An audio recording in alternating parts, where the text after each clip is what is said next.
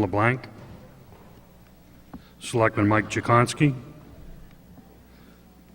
newly elected Selectman Mark Agabucci. Mark was elected last June after the last town meeting. This is his first town meeting as a Selectman. Mark, congratulations on your win last June, and welcome to the Board of Selectmen.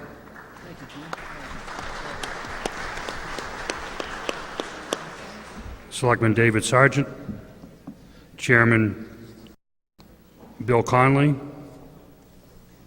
Selectmen's Administrator Michael Ward, and the Town Solicitor Bob Gibbons. Julie Kilbride is our clerk stenographer for the evening, and I'm John Hogan. I'll be your moderator. Your Finance Committee, sitting in the front row on your right, is Chairman James Tumolo, Attorney Bill McGrail,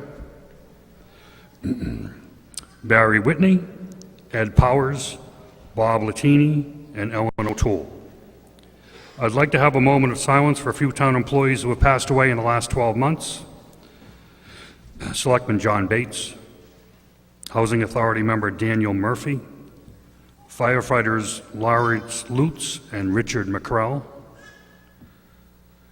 school employees Claire King, Tad McLaughlin, Connie LaFerber, Esther Kilcoyne, Roberta Belk, Margaret Dolowitz, and Joseph Garfoli, as well as Council of Aging member Rose Pasquale.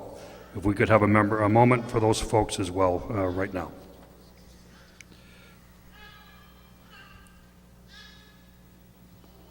Thank you.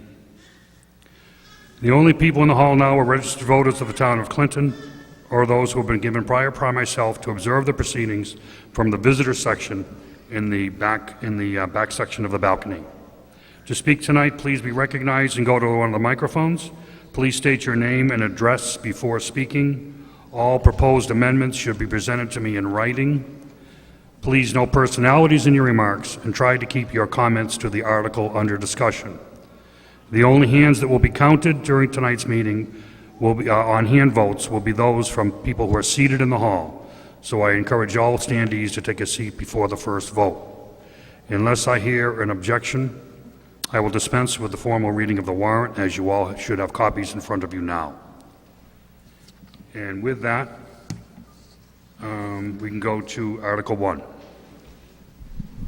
Mr. Moderator, I move that the town vote to raise and appropriate the sum of $10,790 and to appropriate and transfer the sum of $11,400 from the Water Sewer Enterprise Fund and to appropriate and transfer the sum of $3,724 from the Rubbish Enterprise Fund, said sums to be expended by the Department of Public Works to fund retroactive wages as part of a negotiated agreement between the Town of Clinton through the Board of Selectmen and the American Federation of State, County, and Municipal Employees, Council Number 93, having been negotiated in accordance with Mass General Laws, Chapter 150E, as amended.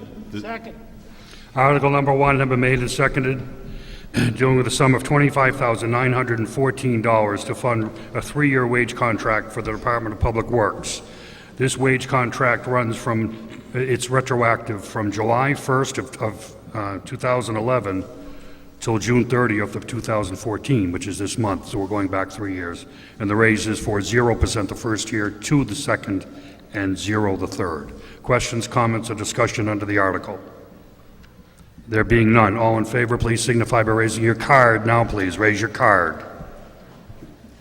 Thank you. And opposed?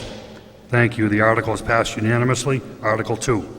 Mr. Moderator, I move that the town vote to raise and appropriate the sum of $29,184 and to appropriate and transfer the sum of $9,501 from the Ambulance Enterprise Fund, said sums to be expended by the Fire Department to fund retroactive wages as part of a negotiated agreement between the Town of Clinton through the Board of Selectmen and the International Association of Firefighters Local 3189, having been negotiated in accordance with MGL Chapter 150E as amended.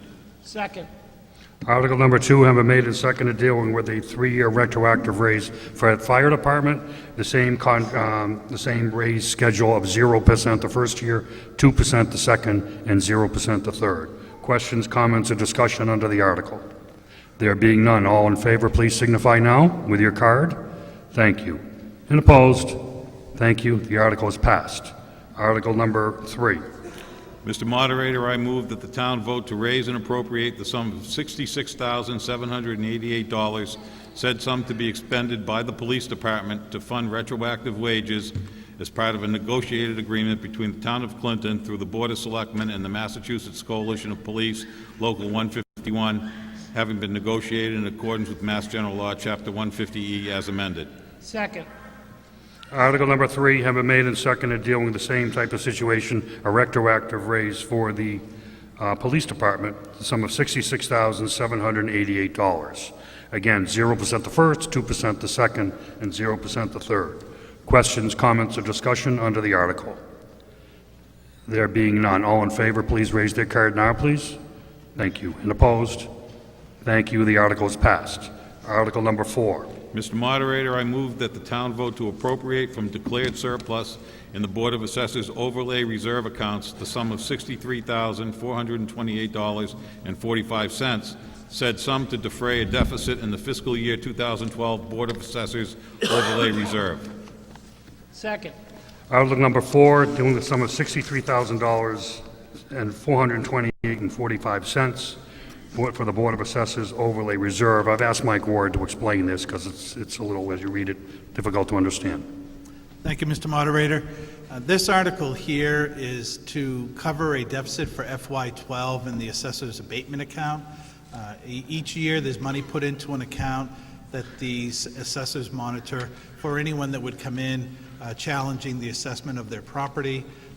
There are cases that go to the appellate tax board and get settled there, and then the town has to then refund the tax for the charge that was made. So this was a year when there were a lot of utility lawsuits that were put out statewide that came through that year, and there were a couple of appellate tax cases here in Clinton on some commercial properties, all that settled that year. There wasn't enough money in the abatement account to cover it.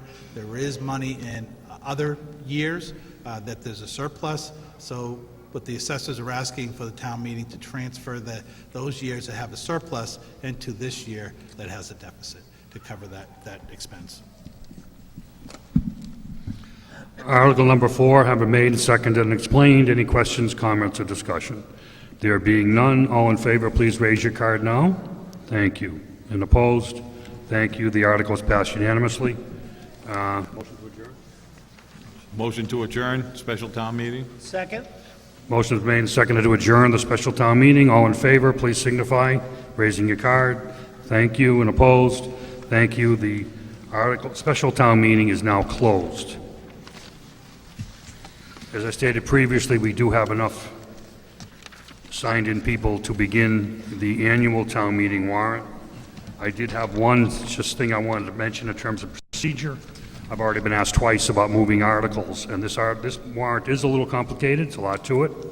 The only time we're going to accept a motion to move an article is if it makes sense in terms of the meeting itself as a whole.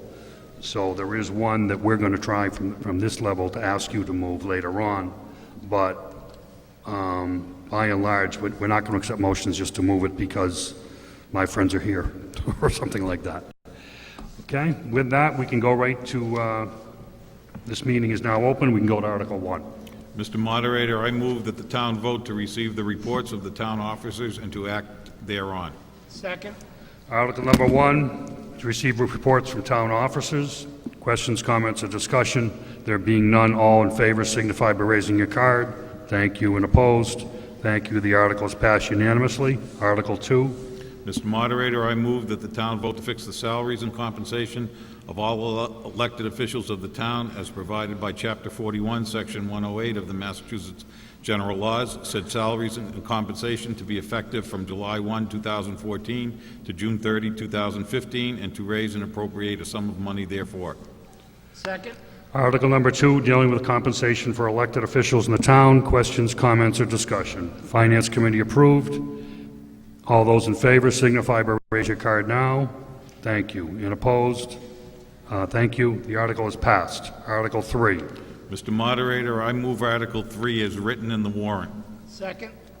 Article number 3, ladies and gentlemen, is your town budget that will begin July 1st next month and run for a year. If you want to take out your budget that is in your packet, Mr. Moderator, I apologize. I need to read this whole article. okay.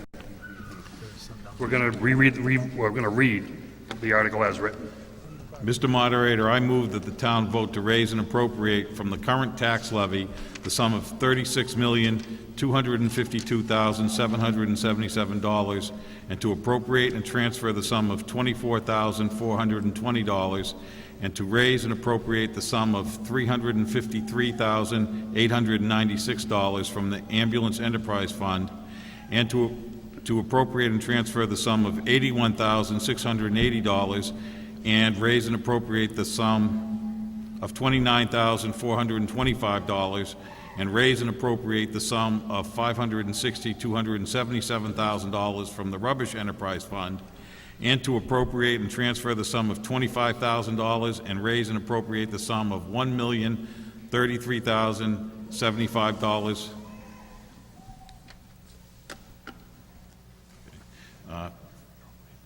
from the Landfill Enterprise Fund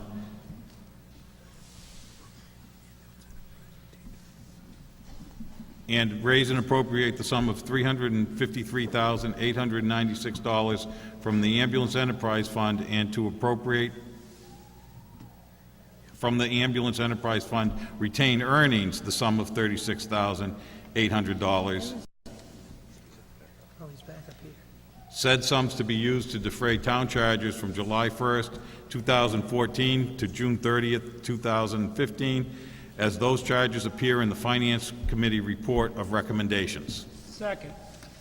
Article number 3, have been made and second, again dealing with your budget for the next fiscal year that begins July 1st of 2014. Now, if you take your budget pages out, I'm going to go through this line item by line item. If you have a question or a comment about anything there, the best time to do it would be when I go through that section. If I go past a section and you think of something later, I will have a catch-all at the end for anything else that you may think of after we've gone by that section. Okay, at the top, moderator, Board of Selectmen, Finance Committee, Town Accountant, Board of Assessors, Town Treasurer, Tax Collector, Parking Fines, Town Solicitor, Town Clerk, Conservation, Planning Board, Zoning Board, Montechusett Planning Commission,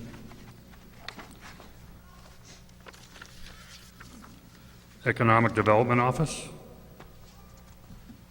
Town Hall Custodian, Insurance and Miscellaneous, next page, Police Department, Fire Department, Office of Building Inspector, Gas and Plumbing Inspectors, Sealer of Weights and Measures, Electrical Inspector, Emergency Management, Animal Control, School Department, Public Works, Cemetery Department, Board of Health, Council on Aging, Veterans Services, Public Library, Parks and Rec, Fuller Field, Pensions, Facility Management, few miscellaneous items. Next page, Ambulance and Enterprise Fund,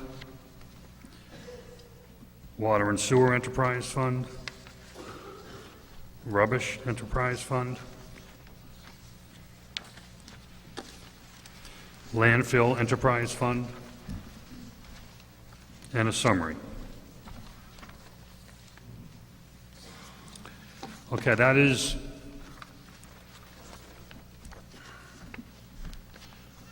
the sources of funding and the link are on the last page as well.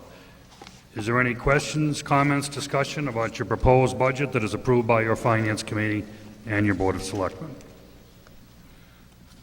There being none, we'll take a vote at this time.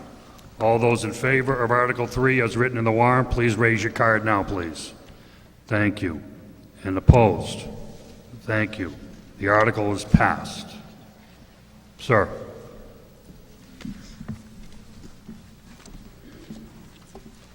Bill McGrail, 5 Nugent Avenue. Mr. Moderator, I move for reconsideration of the article. Second. Okay. Motion has been made and second to reconsider Article 3, which is your budget. The intent of this reconsideration is to basically stop any further action on this article anytime later in the meeting. So if you vote yes, you will be voting to eliminate the vote you just took and start all over again. If you vote no, you'll be voting to not reconsider the article, and there'll be no further discussion on Article 3 during the duration of this meeting. Is that clear? Yes means you want to start all over. No means you want to finish the article as it's been passed. All those in favor of Article 3, please raise your card now. Thank you. All opposed? Thank you. There'll be that is defeated, and no further action will be taken on Article 3 for the duration of this meeting. Article 4. Mr. Moderator, I move that the town vote to authorize the town treasurer and town collector to enter into a compensating balance agreement with the banking institution for fiscal year 2015 pursuant to Chapter 44, Section 53F of Mass General Laws. Second. Article number 4, have been made and seconded. Annual article requiring their town treasurer and collector to put monies they collect in interest-bearing accounts. Questions, comments, or discussion under the article? There being none, all in favor, please signify by raising your card. Thank you. And opposed? Thank you. The article is passed unanimously. Article 5. Mr. Moderator, I move that the town vote to raise and appropriate the sum of $4,800, said sum to be expended for social services in accordance with programs as approved by the Board of Selectmen. Second. Article number 5 has been made and seconded, dealing with the sum of $4,800 for social services as dispensed by the Board of Selectmen. Finance Committee approved. Questions, comments, or discussion under the article? There being none, all those in favor, please raise your card now. Thank you. And opposed? Thank you. The article is passed. Article number 6. Mr. Moderator, I move that the town vote to raise and appropriate the sum of $15,000, said sum to be expended as the town of Clinton's share to the Wachusett Health Education Action Team, WHEAT Incorporated, which committee is a delegate agency of the United Way of Tri-County. Second. Article number 6 has been made and seconded, dealing with the sum of $15,000 for what is commonly known as WHEAT. Finance Committee approved. Questions, comments, or discussion under the article? There being none. All in favor, please raise your card. Thank you. And opposed? Thank you. The article is passed. Article 7.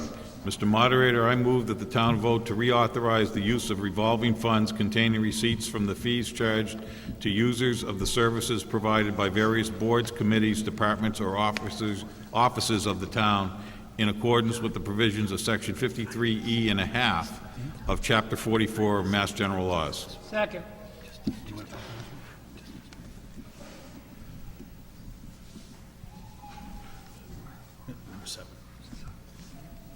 Okay, Article number 7 have been made and seconded. Mr. Ward would like to comment on this. Thank you, Mr. Moderator. Just wanted to inform town meeting the different funds that this article covers. These are for departmental revolving funds, where fees that the departments charge go into a fund, and then they can then expend those funds on their own as authorized by this article. Those would be for the plumbing and gas inspection fees under the Board of Health. It would be for the town hall use here of this building by the Board of Selectmen. It would be the Recycle Revolving Fund under the Recycling Commission. There's a revolving fund under the Council on Aging, and a revolving fund for Fuller Field. So those 5 funds, again, they charge fees for different services they provide, and then they're able to use those fees to run their department. So this article gives them the authority to do that, and I just wanted to inform town meeting that those monies do run through those departments. Thank you. Article number 7, under questions, comments, or discussion. Any further questions, comments, or discussion under the article? It does bear the approval of the Finance Committee. Take a vote at this time. All those in favor, raise your card. Thank you. And opposed? Thank you. The article is passed. Thank you. Article 8. Mr. Moderator, I move that the town vote to establish a revolving fund in accordance with the provisions of Section 53E and a half of Chapter 44 of the Mass General Laws for the deposit of fees from the use of the Clinton Senior Center, said funds to be used for the maintenance and other related expenses of the center. Second. Article number 8 have been made and seconded. Very similar to what you just passed in Article 7, only this deals with the senior center. Finance Committee approved. Questions, comments, or discussion? There being none, all in favor, please signify by raising your card. Thank you. And opposed? Thank you. The article is passed. Article 9. Mr. Moderator, I move that the town vote to appropriate from the Assessor's Overlay Reserve Account the sum of $15,000, said sum to be used to continue the senior tax rebate program for fiscal year 2015. Second. Article number 9 have been made and seconded, dealing with a sum of $15,000 for the senior tax rebate program. Finance Committee approved. Questions, comments, or discussion? There being none, all in favor, please signify by raising your card now. Thank you. And opposed? Thank you. The article is passed. Article 10. Mr. Moderator, I move that the town vote to transfer from certified free cash the sum of $35,000, said sum to be expended by the town treasurer to defray a prior year deficit in the payroll withholdings account. Second. Article number 10, dealing with the sum of $35,000 for a payroll withholding account deficit. This is an unpaid bill from a previous year. At annual town meetings, this requires a 4/5 vote for passage. Questions? Finance Committee approved. Questions, comments, or discussion under the article? There being none, all in favor, please indicate by raising your card now. Thank you. And opposed? Thank you. The article is passed unanimously. Article 6. Article 11? Oh, I'm sorry. I want to go back and do it again. We can go back to 6. Mr. Article Moderator, 11. I move that the town vote to transfer from certified free cash the sum of $150,000 to the Health Insurance Trust Fund. Second. Article number 11, have been made and seconded, dealing with a sum of $150,000 for the Health Insurance Trust Fund. Finance Committee approved. Questions, comments, or discussion under the article? There, sir. John Martin, 28 Orange Street. Does this article relate to the other post-employment benefits liability on the town books? Yes. Okay. If I'm not mistaken, last year at town meeting, we allocated $190,000 towards this liability, and we haven't done anything other than that up to this point in time. Is that correct? Correct. Okay. In 2010, the liability on the town books for this was $9,533,745. Based on the actuarial projections that were provided by the company that was hired to do this, in 2014, the liability is $36,107,416. I ask if we think $150,000 is sufficient to get us back on track. Point of my comment is that we don't have as much money as we think we do. So, Mr. Moderator, just to make a comment, the gentleman is correct. It is a huge liability. The Selectmen and Finance Committee felt that at least the town should start planning for this. Right now, we do a pay-as-you-go program. Every year, we appropriate the money that's needed. But because this liability is growing, there's going to come a time in the future it's going to intersect where we're not going to have enough money to pay it. So the hope was to put a little bit of money away each year that those funds will grow at the time when the town is in a situation that'll come through. But Mr. Martin is correct. It is a big issue. It's a statewide issue that the legislature is addressing. The town of Clinton did set up a health insurance trust fund for this, so that was a good start. And the selectmen felt that we need to at least try to recognize each year to put some money away and hope that at some point in the future we would have done our jobs. So, thank you. Any further discussion under Article 11? Finance Committee approved. If not, we'll take a vote. All those in favor of Article 11, please indicate by raising your card now. Thank you. And opposed? Thank you. The article is passed unanimously. Article 12. Mr. Moderator, I move that the town vote to transfer from certified free cash the sum of $42,400, said sum to be expended by the Board of Assessors to defray the cost of performing the state-mandated property revaluation for fiscal year 2016. Second. Article number 12, dealing with the sum of $42,400 for the Board of Assessors to perform a state-mandated every 3-year reval of Clinton property. Finance Committee approved. Questions, comments, or discussion under the article? There being none, all in favor, please signify by raising your card. Thank you. And opposed? Thank you. The article is passed. Article 13. Mr. Moderator, I move that the town vote to transfer from certified free cash the sum of $50,000, said sum to be expended by the Board of Selectmen for the purchase of streetlights on High Street, Water Street, Union Street, and Mechanic Street, owned by National Grid, and for an engineering study and purchase of replacement decorative streetlight poles and fixtures in the downtown area. Second. Article number 13 have been made and seconded, dealing with the sum of $50,000 to fix and/or replace streetlights on High Street, Water Street, Union Street, and Mechanic Street. As some of you have probably noticed, if you've driven High Street at night, it seems a little dark there. The lights are not on. So I guess this article is to address that. Questions, comments, or discussion under the article, which is approved by the Finance Committee? Sir. John Martin, 28 Orange Street. I'll refer everyone to my comment on Article 11, but also some questions. Who's responsible for the maintenance of these once we purchase them, and how much is that going to be year to year? Who's responsible for replacing the street lights if they get damaged or when they wear out? And if we find out down the road that the town can no longer afford to be responsible for the street lights, what is the process for turning them back over to National Grid or National Grid's successor? Sure. Mr. Ward. Mr. Moderator, I'll just add some information to this question. Good question. Currently, the town of Clinton owns most of all the streetlights in Clinton right now. The town pays for the fixtures, the cost to replace all those fixtures, and we pay for the electricity that we use, and we contract with National Grid to do the maintenance of those lights. These aluminum poles that you see along High Street, Mechanic Street, in the downtown area, at the time the town purchased the lights, those were too expensive. The unamortized cost was too high, and the town decided not to purchase those.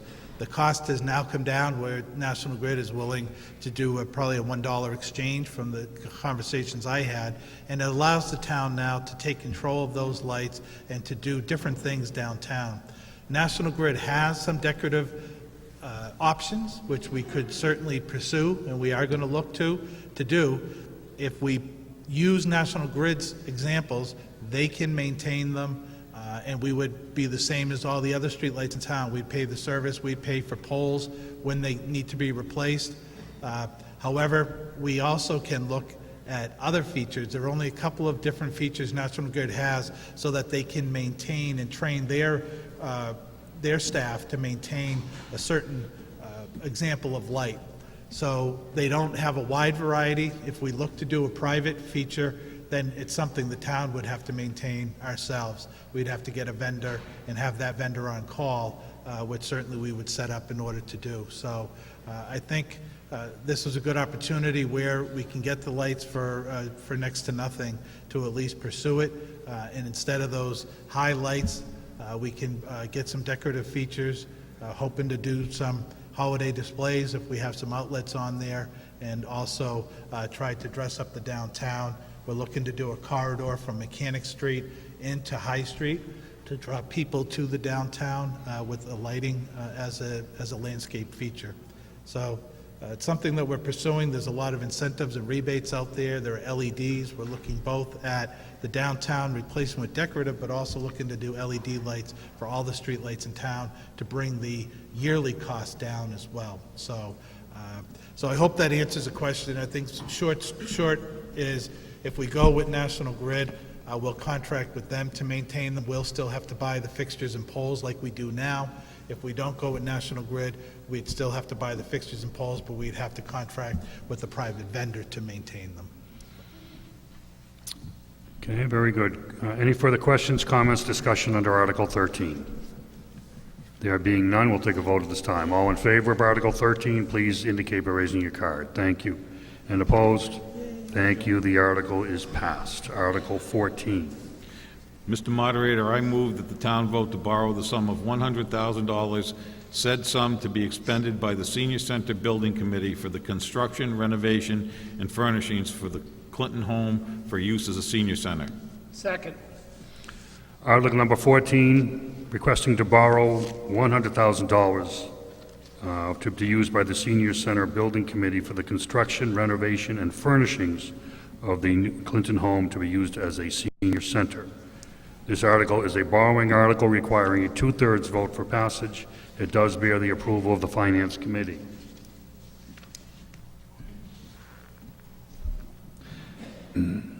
Questions, comments, or discussion under Article 14? There being none, all in favor, please signify. Sir.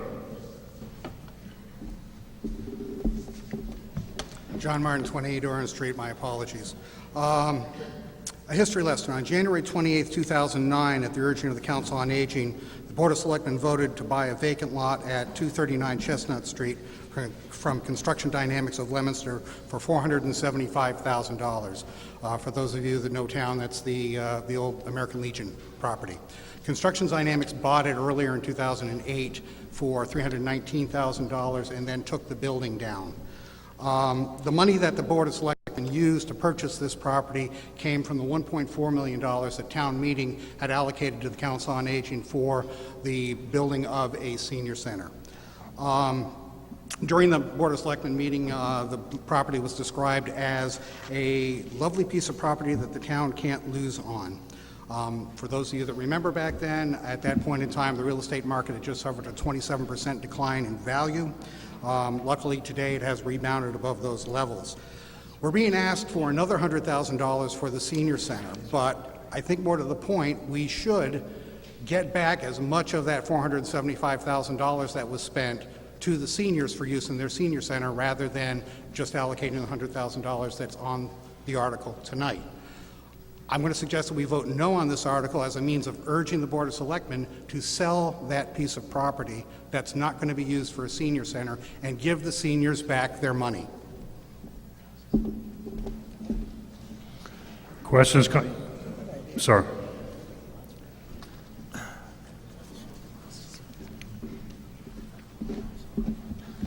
Hello, I'm Phil Duffy. I'm Community and Economic Development Director. 260 Church Street is my address, and I'm also administrator for the Senior Center Construction Project. The article before you requests $100,000 to address any issues that might come up in the current building campaign. As you may know, in February, the town signed a contract with O'Connor Contracting of West Roxbury to convert the Clinton Home for the Aged to a senior center. There's a $1.674 million contract. Almost $1 million of that came from non-town funds. We are well underway. The project is about a third of the way completed, but we are brushing up against the ceiling of our discretionary available funds. As you can imagine, renovating a building that's 130 years old, some issues have come up, and we'd like to keep this project and this contract moving forward. In order to do so, we're requesting $100,000 to address any unforeseen contingencies that may arise during the completion of the project. With all due respect to Mr. Martin's comments, and they're good comments, those are not issues that are germane to our current situation. We have an open contract under state law, we cannot commit to spend monies that we don't already have available. So the request is to make these monies available so that we may complete this very worthy project and convert the Clinton Home for the Aged in its conspicuous, wonderful spot fronting Central Park into a senior center that we can all be proud of. I should say, the building committee, along with our architect and our clerk of the works, we feel confident that this amount should be sufficient to address any matters that may arise during the remainder of construction. Propose in the article that any monies that might be left in excess of construction costs be made available to the Council on Aging for furnishings, equipment, and other soft costs of the construction project, costs that are not in our contract with the general contractor, but are otherwise costs that are incurred in moving into a new building. Thank you. Still under discussion under the article? There being none. Okay, ma'am. Ioana Osborne, 180 Main Street. I just want to clarify, Phil, what you were saying, that soft money, if anything isn't used of that 100,000 that's being allotted for this, it goes to the Council on Aging, correct? So it doesn't actually get sent back to the town for something else. It's actually absorbed completely by the Senior Center project / Council on Aging. Is that right? Okay, but it's essentially an administrative safety net, so that if something does happen while under contract, we have the buffer. Correct. Okay, thank you. Any further questions, comments, or discussion under the article? Seeing none. Again, this article is approved by your Finance Committee because its borrowing requires a 2/3 vote for passage. All those in favor of the article, please indicate by raising your card now. Thank you. And opposed? Okay, the article is passed. Mr. Moderator, make a motion to reconsider Article 14. Motion's made and seconded to reconsider Article 14. If you vote yes, you would negate the vote you just took, and we would start all over. If you vote no, then we would kill all future consideration for this article for the duration of this meeting. Anyone not clear on how they want to vote in that explanation? All those in favor of reconsidering Article 14 indicate by raising your card now. Thank you. All those opposed? Thank you. We'll have no further discussion on Article 14 this evening. Article 15. Mr. Moderator, I move that the town vote to transfer from certified free cash the sum of $40,800, said sum to be expended by the town clerk for the purchase of new voting machines, election booths, and related costs. Second. Article number 15, dealing with the sum of $40,800 for new voting machines for the town of Clinton. This article is Finance Committee approved. Questions, comments, or discussion under the article? Sir.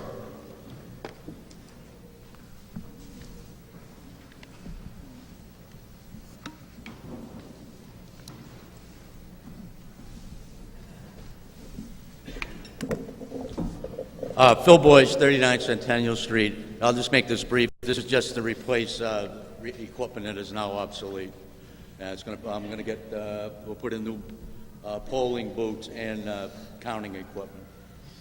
If anybody has any questions. I can't hear you, Phil. Oh, okay. I'm just replacing obsolete equipment.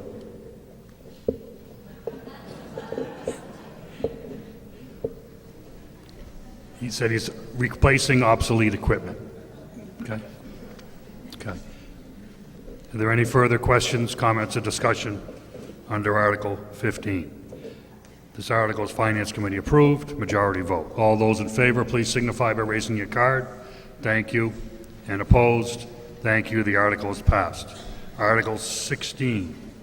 Mr. Moderator, I move that the town vote to borrow the sum of $500,000, said sum to be used by the fire department for the purchase of a new fire engine, and to fund this appropriation by authorizing the town treasurer, with the approval of the Board of Selectmen, to borrow up to said amount and to issue bonds and notes therefore in accordance with Chapter 44 of the Massachusetts General Laws or any other enabling authority, such appropriation to be contingent upon the passage of a debt exclusion override of Proposition 2.5, so-called, by the voters of the town of Clinton. Second. Okay, article number 16, dealing with a sum of $500,000 to be borrowed to pay for a new fire truck. This is a borrowing article, Finance Committee approved, requires a two-thirds vote for passage. Should you pass this article this evening, it would be go before for a debt exclusion for Prop 2.5 at the next annual town meeting, which is 1 week from today. Town election, I should say. That is 1 week from today. If you do not pass it tonight, then that question becomes moot on the election ballot next week. Questions, comments, or discussion under Article 16? Sir.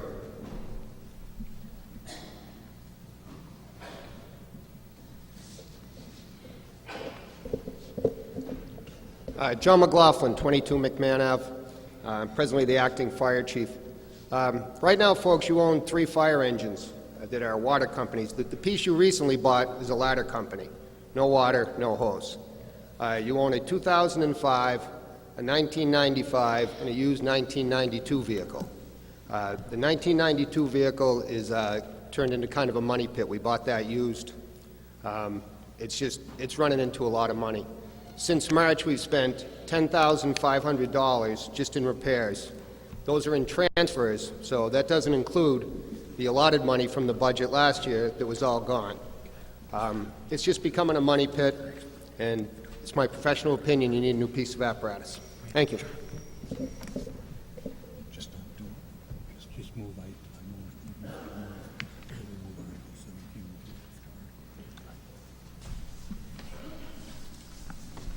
Still on Article 16. Any further questions, comments, or discussion on the article? There being none, we'll take a vote at this time. All those in favor of Article 16, please indicate by raising your card. Thank you. And opposed? Thank you. The article is passed. Article 17. Mr. Moderator, I move that we take Article 17 up after Article 30. Second. Motion has been made. This article, ladies and gentlemen, is a ballot vote, so we are suggesting that you might want to move this till after Article 30. All those in favor of moving Article 17 to after Article 30, please indicate by raising your hand. Thank you. And opposed? Okay, we'll move. Article 17 will now be dealt with after Article 30. Article 18. Mr. Moderator, I move that the town vote to transfer from certified free cash the sum of $25,000, said sum to be expended by the Parks and Recreation Commission to install additional power outlets at Central Park, including but not limited to the cost to install a new power box on the police station side of the park and install at least 6 outlets in various locations around the perimeter of the park. Said outlets to provide power for various events throughout the year, including summer concerts, graduation, Old Home Day, townwide yard sale, and for additional Christmas lights each winter. Second. Article 18 have been made and seconded, dealing with the sum of $25,000 for electrical outlets for the Parks and Recreation Commission to install at Central Park and at the police station side of the park. Questions, comments, or discussion under Article 18? Sir.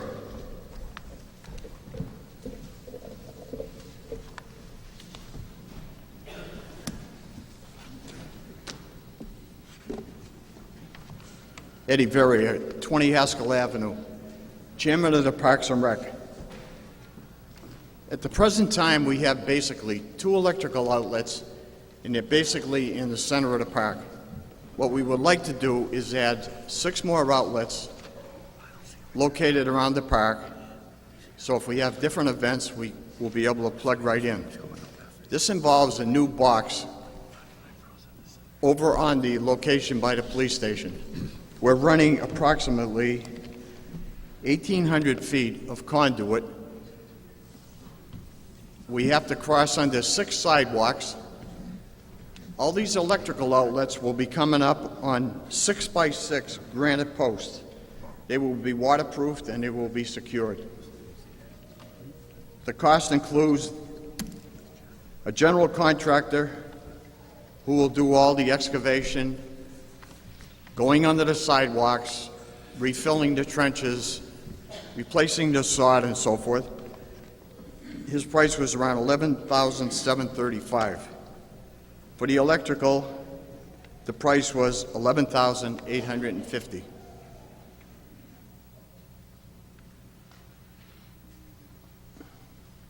Any question?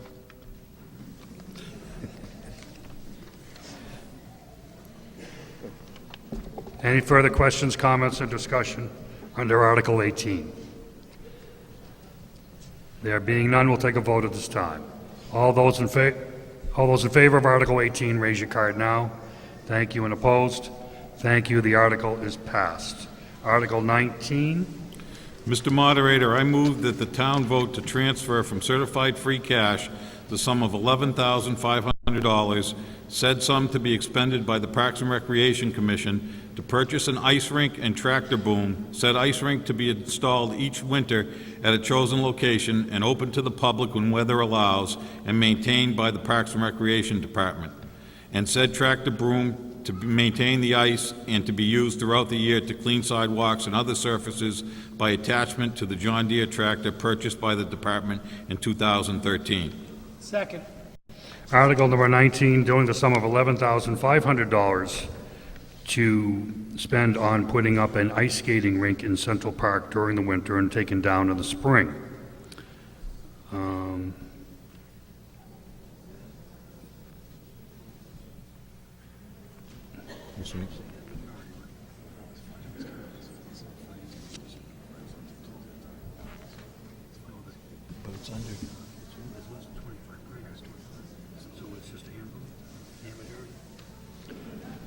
Any questions, comments, or discussions, ma'am?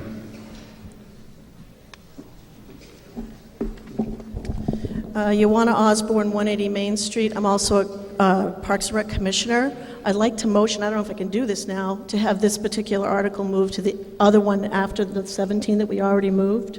You can't do that? What are you trying to do? I'd like to have us consider it after the one that was already moved, because we were going in a row, 17, 18, 19. So I didn't get your attention quick enough to say, could we move this, make a motion to move it to after we consider Article 17, which is now at the end of Article 30. I'd like to make that motion if I can. Well, the issue is we moved the other one because it was a ballot question. This one is not a ballot question. Okay, well, let me explain my reasoning to everybody.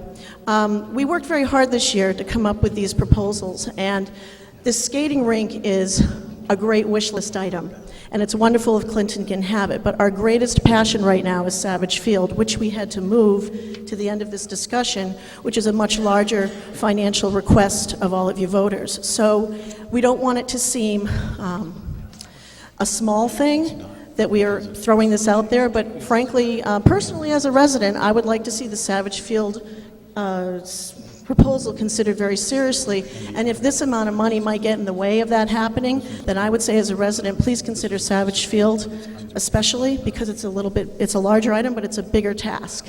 And a skating rink we can apply any year. Not saying don't vote for it, but since we can't vote for it later, just keep that in mind so that when we get to this Savage Field proposal, you have an open mind to it. Okay, folks? Thank you. Still under discussion. Mr. Conley.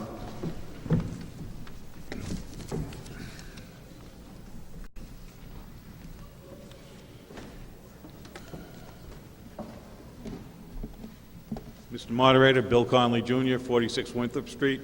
Came down here to speak to you as a citizen, not as a member of the Board of Selectmen, because what I have to say hasn't been discussed by the board and may or may not be supported by it. I urge you to take up this article now, tonight, in the order that it's presented. It doesn't require a ballot vote. You can decide fairly quickly. $11,500 is not a lot of money compared to the $40 million you already spent in the budget. No one will even notice it in their tax bill. This is what people would tell you. It's a drop in the bucket. At the same time, if we added $11,000 to the library or the Council on Aging, it would seem to them that they had won the lottery. The police, fire, DPW, even the school department could do great things with an extra $11,000. We can't do that. 11K here, 11K there, sooner or later that bucket is spilling over from all those drops. There's nothing to cheer about in this budget. It's level funded, level service, call it whatever you want. It's still a budget of cuts and cutbacks. It's not something to be proud of. It's a make-do budget for make-do times. If you approve this article, and I urge you to vote yes for this article, you won't make miracles, but you might make some lifetime memories. Special times for families, young and old, a bright spot in the midst of a cold winter and a cold economy. Don't vote yes for me. My days on the ice are long gone. Don't do it for Parks and Rec. Don't even do it for the kids. Do it for yourselves. Do it to show who we are. We are much more than a town doing business. We are a community. We are proud of our community, and in this small gesture, we are showing that pride to anyone who will look. Please vote yes on this article. Also, any further questions, comments, or discussion? Sir?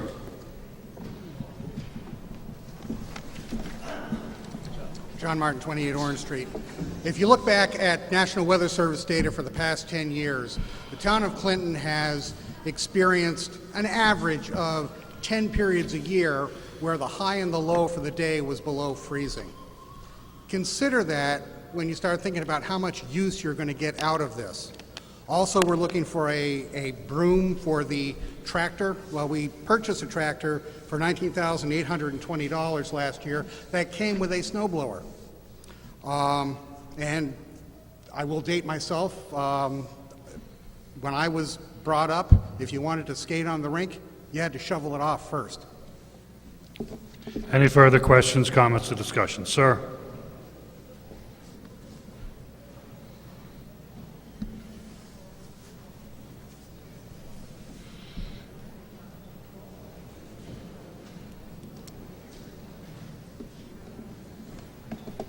John Whitsmall, 17 James Street.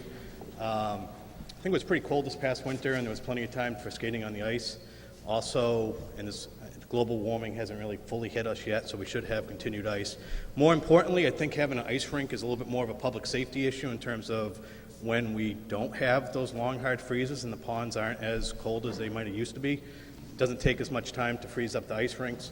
Lots of other towns around us have ice rinks, and people seem to enjoy those quite a bit. I think what Mr. Conley said about this being a short $11,000, at some point we have to decide if we want to spend a little bit just to have a little bit of fun.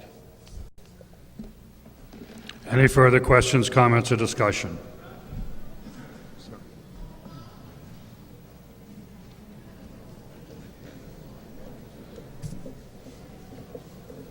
Patrick McIntyre, 32 Mount View Drive. I think it just got cold in here. For once, I'm actually going to agree with Selectman Conley. I was just talking to our acting director of the Parks and Rec, and part of the proposal that you're going to see in the moved article is if this rink gets moved to Savage Field, it would have a concrete base, so that would be used 12 months of the year. When it's cold, it's ice hockey. When it's warm, it's deck hockey. Why not, right? I urge you to vote for this article. Thank you. Any further questions, comments, or discussion under the article? There being none, it's a majority vote. Finance Committee disapproved. All those in favor of Article 19 as written, please indicate by raising your card. Thank you. And opposed? Thank you. The article is passed. Article 20. Mr. Moderator, I move that the town vote to transfer from certified free cash the sum of $150,000, said sum to be expended by the Clinton Public Schools for the purchase of textbooks and technology. Second. Article number 20, dealing with the sum of $150,000 for the school department for the purchase of textbooks and technology. Questions, comments, or discussion under the article? Sir. Thank you, Mr. Moderator. My name is Stephen Mendoza, 106 Clark Street, Clinton. I'm also the chairman of the school committee. I make Steve, speak up a little closer. Okay. Is this better? Okay. Steve Mendoza, 106 Clark Street, also chairman of the school committee. I want to make a motion that we amend this article to read in the amount of $250,000, which was the original article that we submitted to the Board of Selectmen, and to take that money out of free cash. Here's the written amendment.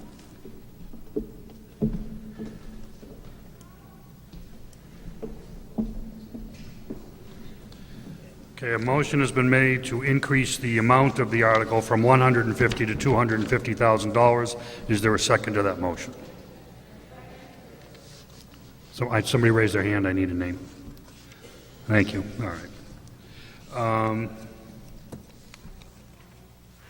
Okay, question, your vote, we're discussing right now the raise, the difference, the $100,000 difference between, is there any discussion on that? Sir?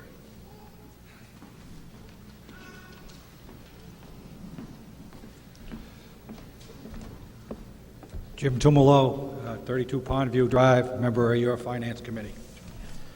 As you know, the Finance Committee allots the resources of the town to all the departments. We go through this with every single department head.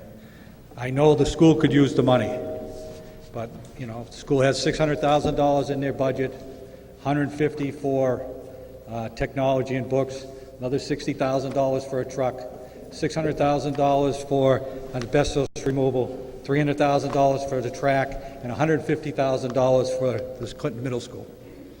All are worthy projects. But we felt that $150,000 was enough. It's a 4% increase. Even though I know they could use it, you have to look at all the other departments. Second thing, this comes out of free cash. There is not enough free cash to pay $250,000. Do the math. So therefore, Mike, what happens here, if this article comes out of free cash, we can't borrow it. That's my understanding. So I don't know what happens then. I guess the budget's out of balance. Might have to come back again. Good question. Even I don't have the answer. So I'm asking you to disapprove the $100,000 increase. Realize that, you know, an over 4% increase for the school is a great accomplishment for this budget. Hopefully we'll get the improvements done for the middle school, which really needs them. Start working on the track, which is, you know, I've walked the track 3 or 4 times. It needs to be fixed. Again, it's a tough year. We don't know what's going to happen next year. I ask that we keep it at $150,000. Thank you. Any further questions, comments, or discussion under Article 20? Ma'am? Mr. Moderator, we have just a point of Okay, information. well, hang on, wait a minute. Ma'am, come on up, but Mr. Ward's going to speak a little before you, okay? My name is Heidi Segelhorst. I live at 71 Ma'am, Beach Street. Ma'am, Mike wants to answer that Oh, he wants to question. go first. So just stay there and hang on. I'm Thank you. sorry. Thank you, Mr. Moderator. Just wanted to inform town meeting. At this point, the available free cash that we had, which is a surplus from prior fiscal years, has all been accounted for and used up. The only article left for free cash was for the school department's truck, the 1-ton pickup truck that they're going to buy, which is $60,000. So this additional $100,000 is not available in free cash unless we go back and take it from another article that's already passed already. The only issue would be, I think the town meeting warrant noticed other funding sources. The town is putting forward free cash as a method to fund this, but town meeting could change that to borrowing if they so choose. Okay. Or Ma'am? or stabilization fund. Or stabilization, okay. All set? I'm Heidi Segelhorst, 71 Beach Street, and I'm one of your school teachers. Right now in our district, $150,000 does seem like a lot of money to you, to a district that's looking to upgrade their computer system or whatnot. It's not a lot of money. Unfortunately, we're not competing with the towns around us when it comes to technology. Right now, we are so far behind them that we almost look silly. So to spend this money would be a great investment. So I urge you to think about it. Any further questions, comments, or discussion on the amendment to Article 20? Sir?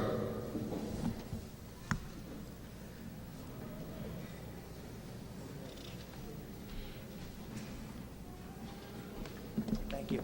Thank you. Terrence Zingano, 26 Front Street. I'm the superintendent of schools. When you came in tonight, I hope you received a yellow handout that kind of gives you an idea of what we were looking for in the way of technology. I thought, and I don't want to prolong the meeting, but I thought this year we had a very good working relationship with the boards. We know that there's not enough money in this town. I thought we played fair.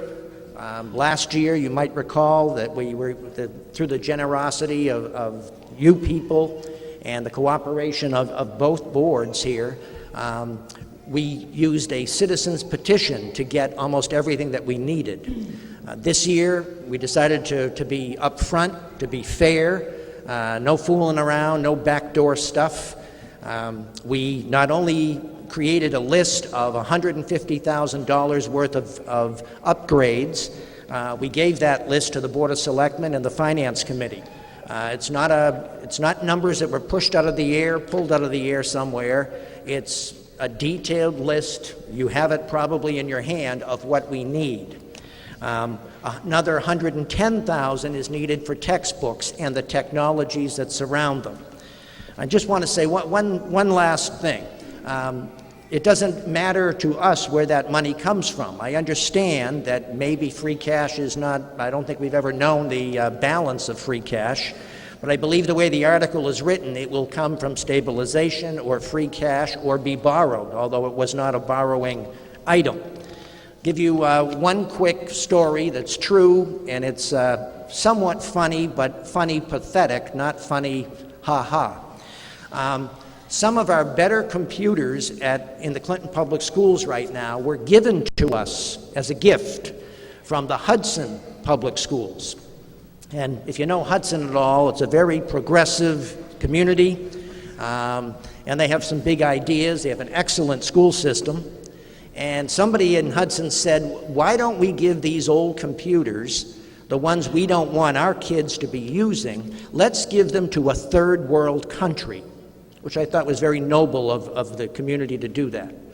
And luckily, there was a Clinton-Hudson connection, and our tech people said, we are that third world country here. We really are. How about if you give them to us? And right now, those are our better computers. The handouts from Hudson, Massachusetts, that, were not good enough for Hudson kids to use, but they're good enough for your kids to use. All right, we don't think we're asking for the world. We played fair. We all got along this time. We cut our budget by $432,000, as we were told to do. There'll be 6 less paraprofessionals working in the Clinton Public Schools this year. We need the technology just to get back on track. All right, this money is not going to put us all the way back. We understand we can't, replace everything the first year, or even it'll be over several years. But our technology is really hurting. There's no doubt that the biggest push is coming for 21st century skills, and you can't teach kids that on computers that are very, very old. One last thing I hope you noticed here. We have 673 computers in the school district, and 635 of them are being run on Windows XP.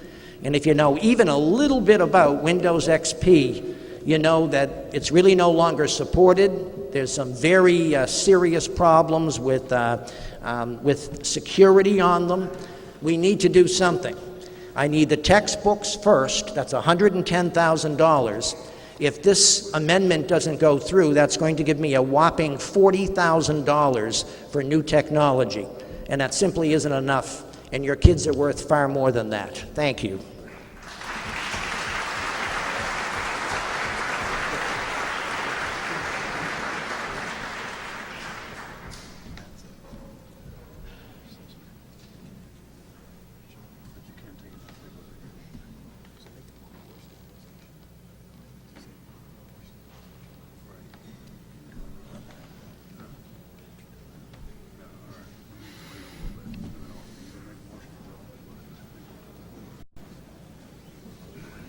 Okay. First, let me give you the procedure, and then I'm going to tell you the little development we've got with this. Excuse me.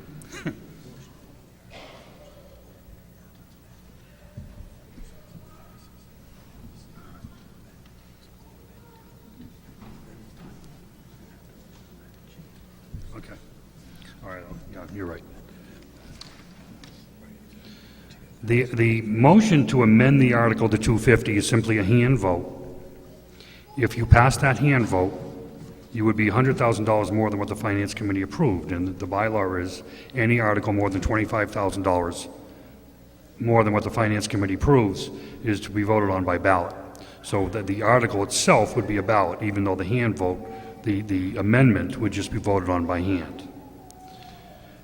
And then there is the source of funding, which we don't have recourse to pay for, but we're going to get into that aspect after, if you decide to pass the amendment, then we'll explain an avenue around that. So unless there's any further, sir.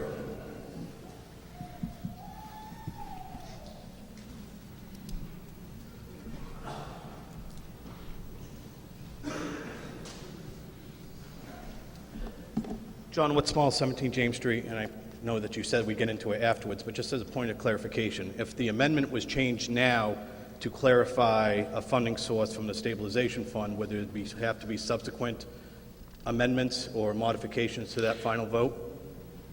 Well, that was what we were going to get into. If the amendment passed, we were going to suggest that it either be listed as borrow or stabilization, and that would give us the means to pay for it. But I think in the town council has recommended we pass the amendment first, then get into it. But I think John's point is, you're proposing amending amending the proposed amendment. Right. We could do that, or the article. You would could go that either way. allow just for... If we do the amendment, just 100 is borrowed. Okay, if you do it now, before we pass the amendment, just $100,000 would be borrowed or coming from stabilization. Correct. The 150 would come from free cash. Correct. If the amendment was clarified to determine what portion was coming from current free cash and what portion would come from borrowing or stabilization. Right. So you could, are you looking to do that? If that is the cleanest way of moving things along. Okay, what you would need to do, I'm not in the habit of telling you, you need to amend the amendment So, to state that the article is to be paid for by either borrowing or free cash. Mr. Moderator, I motion to amend the amendment to take $150,000 from free cash and $100,000 from the town stabilization fund. Are we okay with that? That's okay, Mike? Okay, motion has been made to, it's an amendment to the amendment to take the $100,000 increase that is being proposed and take that money out of stabilization, which does have the money to pay for it. Is there a second to that amendment? Second, okay. Discussion? If I may, Mr. Moderator, Go ahead. the reason why I suggested taking it from the stabilization fund and not borrowing is the borrowing would end up on the tax bill. The stabilizations are current funds that are put aside for rainy days and for general one-time expenses. $250,000 in total of capital is of books and technology is a capital expense, which is defined as any type of one-time expense. Stabilization, free cash, those are appropriate types of sources for one-time expenses, and that's why I made the suggestion of doing stabilization rather than borrowing, assuming that there is sufficient balances in the stabilization fund to cover such. Okay, now, any discussion is on the amendment to the amendment.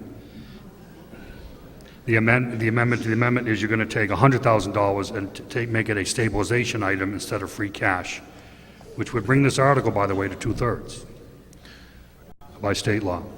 Any further questions or comments on the amendment to make this article out of stabilization? Sir.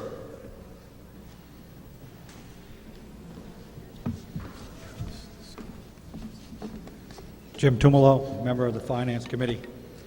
This sets a dangerous precedent to take money that we put away. We're underfunded in our stabilization fund right now. We're going to take $100,000 and put it over here. What are we going to do next year? Take $200,000 and put it over there. People have to understand, 2.5% of our taxes is $400,000. That's what we have to work with every year. This year, we had some free cash, some things went down, there was some money, and we gave it to people. What's next year going to bring? $150,000 is no drop in the bucket.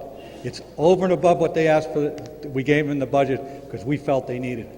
To change it to $250 and take it out of an appropriation like that is absolutely wrong. Secondly, just put $150,000 in the health fund. Why? I mean, we're trying to be fiscal conservative. We understand the school has problems. So does the fire department, the police department, Department of Public Works, and even this town hall. Nobody has been funded 100%. Thank you. Sir.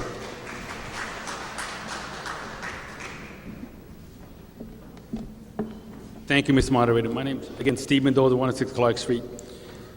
I understand that the process, and I respect the Finance Committee, but we did ask for $250,000. We didn't ask for $150,000. It's not a question that it's nice to have money. We need this money for our kids. It's not for me. It's not for spending it foolishly. The kids are falling behind because of technology. If we don't do this for them, we're just going to continue to fall behind and fall behind and fall behind. But I don't know about you, but I want my kids to get the best education they can possibly get. And I think it's short money. Whether we borrow the money or take them to stabilization, we need to do this at this point. That's my opinion. I hope that you can vote in favor of this article. Thank you very much. Still under discussion, sir. Martin McNamara, Mountfree Drive. I came in late, so someone may have already said this. Can someone tell us what's in Marty, can you move up to the stabilization? mic? Can someone tell us what's in the stabilization account? How much is the stabilization? $1 million? About stabilization, yeah.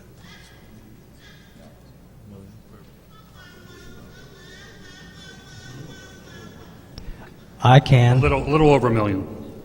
1.2. 1.2 million? So we're going to take $100,000 away from 1.2 million? I think we can afford that. Any further questions, Mr. comments, or Moderator. discussion? Mr. Conley. I urge you to vote against the amendment and for the base article of $150,000. In the budget that you already approved, you spent an extra $600,000 that you gave to the school department. Later on tonight, you're going to be asked to spend another $600,000 for asbestos abatement at the middle school. You're going to be asked to spend another $150,000 for the schools for improvements at the Clinton Middle School. You're going to be asked to spend $300,000 for improvements to the track. You're going to be asked to spend $60,000 for a snowplow truck. All of those articles, $1.5 million or better, in additional spending to the schools this year has been approved by the Finance Committee. They're recommending to you that you spend $150,000 on this article. It's good advice, and it's bad advice to take money out of the stabilization fund. For years, we've been working, every chance we've had the opportunity to put a little bit of money into that account, we've done it. And it would set a very bad precedent to start deleting that account after working so hard to get it where we want it to be. Thank you. Okay. Is there any further discussion on the amendment to the amendment? There being none, we'll take a vote at this time. What you're voting on is whether to make the article where the $100,000 that is proposed to be increased, which you haven't voted on yet, but the $100,000 increase would be taken from the stabilization account, as opposed to free cash, which we don't even have. So all those in favor of taking that $100,000 proposed and making out of stabilization indicate by raising your hand now. Your card now. Thank you. And opposed?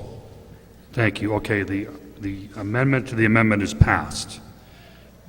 Now, unless there's further discussion, we will vote on the increase of $100,000 to Article 20, that additional $120,000 to be taken from your stabilization account. Majority vote.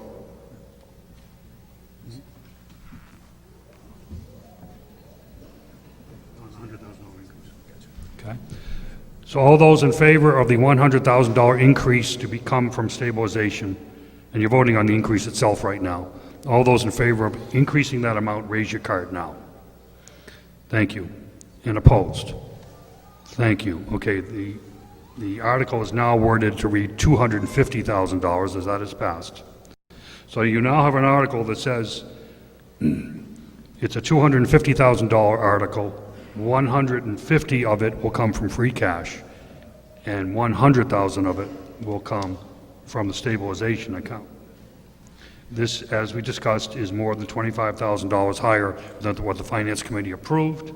It's also now a stabilization issue. So that requires a 2/3 vote by ballot to vote on the article itself. Is there any further questions, comments, or discussion on that? Okay, if you just sit tight for a couple of minutes, our town clerk will be bringing up the necessary items for you to vote by ballot. To vote by ballot, you bring your pink card with you. Not yet, because they're setting up.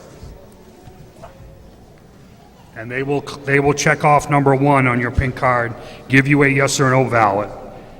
A yes is to pass the article at $250,000. A no vote is to disapprove the article for $250,000. Just sit tight. It doesn't matter where you go, because you don't have to check in anymore. You've got your card.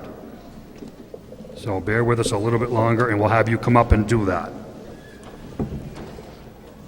What I'm going to recommend when we do it, that people come down the 2 side aisles, and they go back out the middle, to keep it a little less confusing. Down the sides, and then back out through the middle after they voted.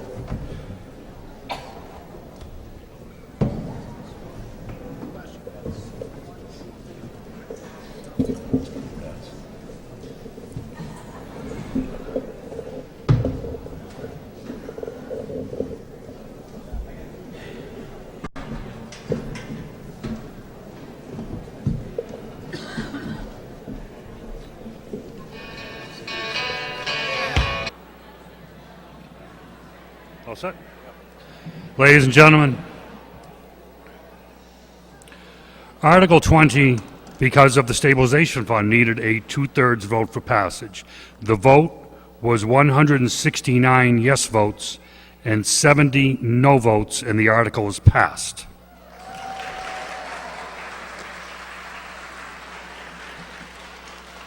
Article 21. Sir?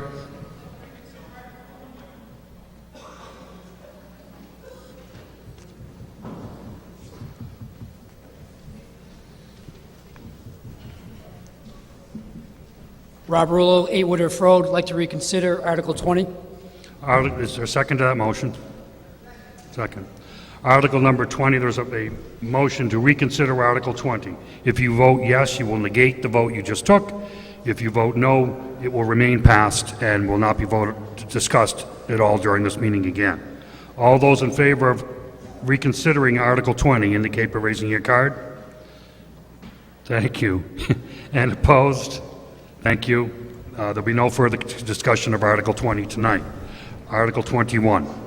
Mr. Moderator, I move that the town vote to borrow the sum of $600,000, said sum to be expended by the Clinton Public Schools for removal and replacement of asbestos-containing ceiling tiles in the Clinton Middle School, and to fund this appropriation by authorizing the town treasurer, with the approval of the Board of Selectmen, to borrow up to said amount and to issue bonds and notes, therefore in accordance with Chapter 44 of the Massachusetts General Laws, or any other enabling authority, such appropriation to be contingent upon the passage of a debt exclusion override of Proposition 2.5, so-called, by the voters of the town of Clinton. Second. Article number 21 have been made and seconded, dealing with a sum of $600,000 to remove asbestos-containing ceiling tiles from the Clinton Middle School. This article, should you pass it tonight, and it requires a 2/3 vote for passage because it's a borrowing article.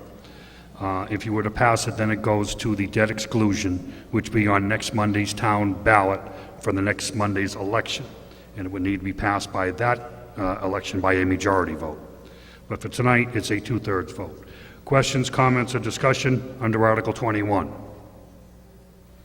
There being none, we'll take a vote at this time. All in favor, please signify by raising your card now.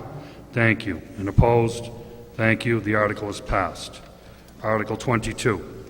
Mr. Moderator, I move that the town vote to borrow the sum of $150,000, said sum to be expended by the Clinton Public Schools for building infrastructure improvements in the Clinton Middle School. Second. Article number 22, dealing with a sum of borrowing $150,000 for Clinton Middle School building infrastructure improvements. Finance Committee approved. Also a borrowing article requiring a 2/3 vote. Questions, comments, or discussion under Article 22? There being none, all those in favor, please signify by raising your card now. Thank you. And opposed? Thank you. The article is passed by the required 2/3 vote, and we'll go to Article 23. Mr. Moderator, I move that the town vote to borrow the sum of $300,000, said sum to be used for the renovation of the track at the Clinton Veterans Athletic Complex, and to fund this appropriation by authorizing the town treasurer, with the approval of the Board of Selectmen, to borrow up to said amount and to issue bonds and notes therefore in accordance with Chapter 44 of Mass General Laws or any other enabling authority, such appropriation to be contingent upon the passage of a debt exclusion override of Proposition 2.5, so-called, by the voters of the town of Clinton. Second. Article number 23 have been made and seconded, dealing with a sum of $300,000 for renovation of the track at the Clinton Veterans Athletic Complex. Finance Committee approved a borrowing article requiring a two-thirds vote for passage. Is there any questions, comments, or discussion under Article 23? There being none, we'll take a vote at this time. All those in favor of Article 23, raise your card now. Thank you. And opposed? Thank you. The article is passed by the required two-thirds. Article 24. Mr. Moderator, I move that the town vote to transfer from certified free cash the sum of $60,000, said sum to be expended by the Clinton Public Schools for a pickup truck with the snowplow. Second. Article number 24, dealing with a sum of $60,000 for the Department of Public Works for a snowplow for that department. Or public schools, I'm sorry, the public schools. Questions, comments, or discussion under Article 24? Finance Committee approved, majority vote required. There being none, all in favor, please signify by raising your card. Thank you. And opposed? Thank you. The article is passed. Article 25. Mr. Moderator, I move Article 25 as written in the warrant. I move that the town vote to authorize the Board of Selectmen to petition the General Court for the enactment of special legislation which would authorize the appointment of the town treasurer, and which legislation would provide substantially as follows. And I leave the rest as it's written in the warrant. Second.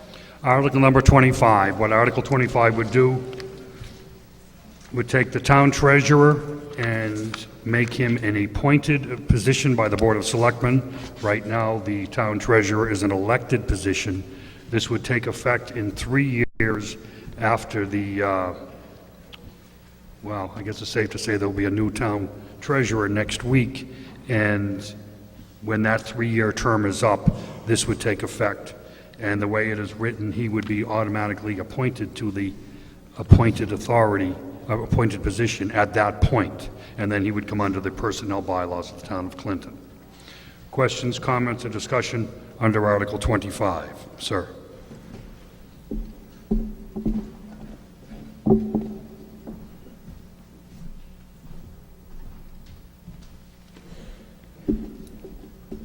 John Martin, 28 Orange Street. I move to amend Section 2 of Article 25 to read as follows. Notwithstanding Section 1, upon the effective date of this act, the position of elected town treasurer shall be abolished and the term of the officer holding said office shall be terminated. The elected incumbent holding the office at the time of termination shall become the first appointed treasurer and shall serve in that capacity for a period of time equivalent to the remainder of the incumbent's elected term or sooner resignation or retirement. Thereafter, appointment to the position of treasurer shall be made in accordance with said Section 1. The article as currently written would have the person, first of all, the person running for treasurer and the person running for collector are running unopposed this year. So they're going to be your next individuals in that office. The way the article is currently written, the people that we elect would essentially have the position for life. There's nothing in the article that would allow the town to then go and interview other people. The change doesn't shorten the tenure of the people we're going to elect on next Monday. They're going to get their full term. When their term ends, they will then have the opportunity to apply for the position based on their skills and qualifications, so it's fair to them. It's also fair to people who live in town who might be highly qualified for these positions but would otherwise not get them because they don't want to run for elected office. They will then be able to apply. But even more important, it will allow people from outside the town who may also be highly qualified to apply. So at the end of 3 years, the town would have a wider group of people to select from to be appointed to the treasurer position. The same arguments go for the collector's position, which is coming up next. did we- And in reality, wait a minute. the incumbent Sir, will have a Mr. leg Martin. up. Yes. You made the motion to, did we get a second on that motion? Second, okay. I'm sorry, go ahead. Okay. And that ends my comments. Thank you. Okay, I'm going to read this to you. Amendment to Article 25. Notwithstanding Section 1, upon the effective date of this act, the position of elected town treasurer shall be abolished, and the term of the officer holding said office shall be terminated. The elected incumbent holding the office at the time of the termination shall become the first appointed treasurer and shall serve in that capacity for a period of time equivalent to the remainder of the incumbent's elected term or sooner resignation or retirement. Thereafter, appointments to the position of treasurer shall be made in accordance with Section 1, which would be appointed by the Board of Selectmen. My understanding of this is the amendment would not would eliminate the 3 years that the original article proposed. It was 3 years, then it goes to appointed. This would do it effectively when the Attorney General approved it, which presumably would be sometime in 6 months or thereabouts. Is that clear? Mr. Moderator? Sir. I believe that the motion to amend the article reduces the time that whoever is elected, and we know who will be elected in the next general election, under the original article, they would serve their term, their 3-year term, and then become the people holding those positions then would become the appointed treasurer, your first appointed treasurer and your first appointed collector.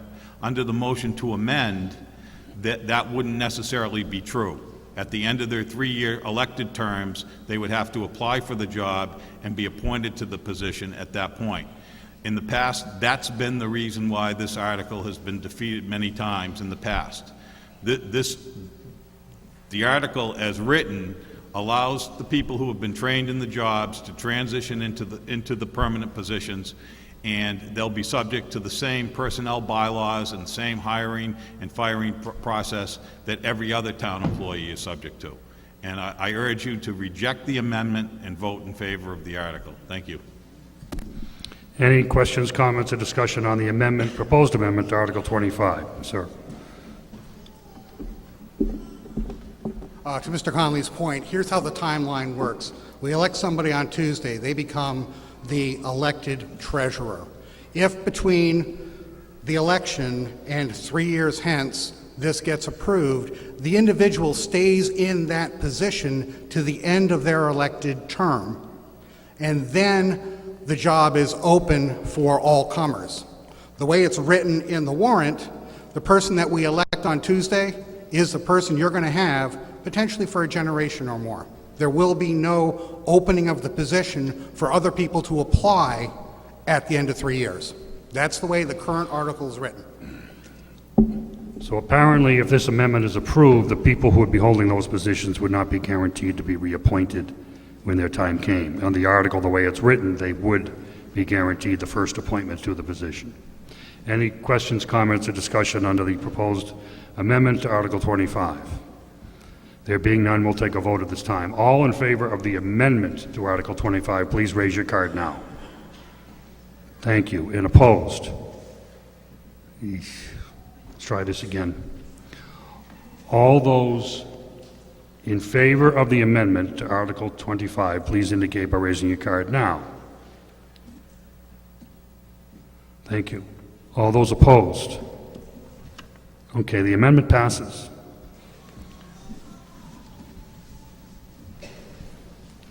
So now we're on Article 25 as amended.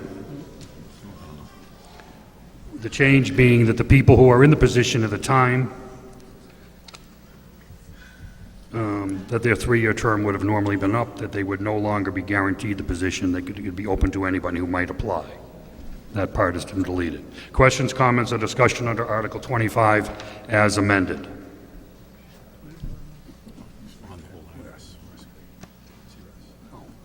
Sir.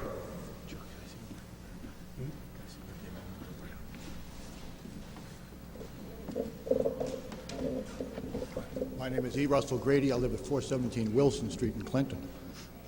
Russ, I can't hear you. My name is E. Russell Grady. I live at 417 Wilson Street in Clinton. And I rise to the amendment. We as a democracy have some 8,000 plus voters here in Clinton. And I trust their opinion on Election Day. I would not, honestly, I think these men do a great job. I thank them for their service. But you're counting on 3 of those people to determine who's going to be the collector or the treasurer. And I just don't think that's a democracy.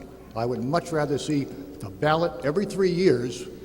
They do reapply for their job. They run for re-election. And at any point in a 3-year cycle, they can be unelected. So why change things? The people that are running are going to be our next people. Let them be there as long as the voters, the 8,000 plus that are eligible, take the opportunity to decide who stays and who goes. Thank you. Any further questions, comments, or discussion under Article 25? Mr. Moderator, I hope that this article will pass, particularly with the office of treasurer, but also with the office of tax collector. But we're talking about the treasurer right now. The town handles in the neighborhood of $40 million a year, coming in, going out. The job of the treasurer is to manage that process. To do that, you need professional qualifications and experience. If any of us, like myself, who is not an expert in high finance, if I won $45 million, I would not have an election among my friends and associates to see who would advise me in managing that $45 million. That's basically what the town of Clinton does every year, every 3 years. I have no doubt about the goodwill of the voters to elect the best possible person. I have no doubt about their wish to see that the treasurer does a good job, and their intention to be rid of that treasurer if he does not do a good job. Here's the problem. There's no way for the townspeople to know whether a good job is being done or not done.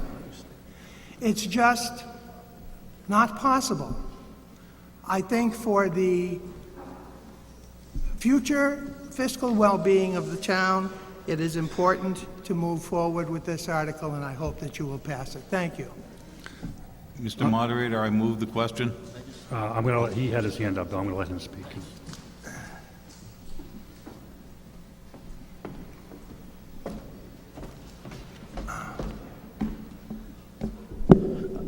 Mark Accapucci, 29 Lane Ave. I'm coming to you as just a citizen, not a representative of the board tonight. I urge you to vote against this because I think it's important to still have that mechanism in place. If we want to change it, what we should be doing is changing our bylaws and putting in there saying the individual is running for this, he or she needs a bachelor's degree or a master's degree in finance or so many X amount of years of experience, just like they do on the MMA website when they're posting a lot of these appointed jobs. That's just my opinion. It's something I always believed in. I think it should be up to everyone in this room and everyone out in the town to vote for their officials. This is a very important office, just like the next one coming up, I believe Article 26. So I would urge you all to vote against it. Like I say, it's very important. I think we need to have representation. If we don't know what's going on in the town, then that's our fault. We should get more involved with our elected officials.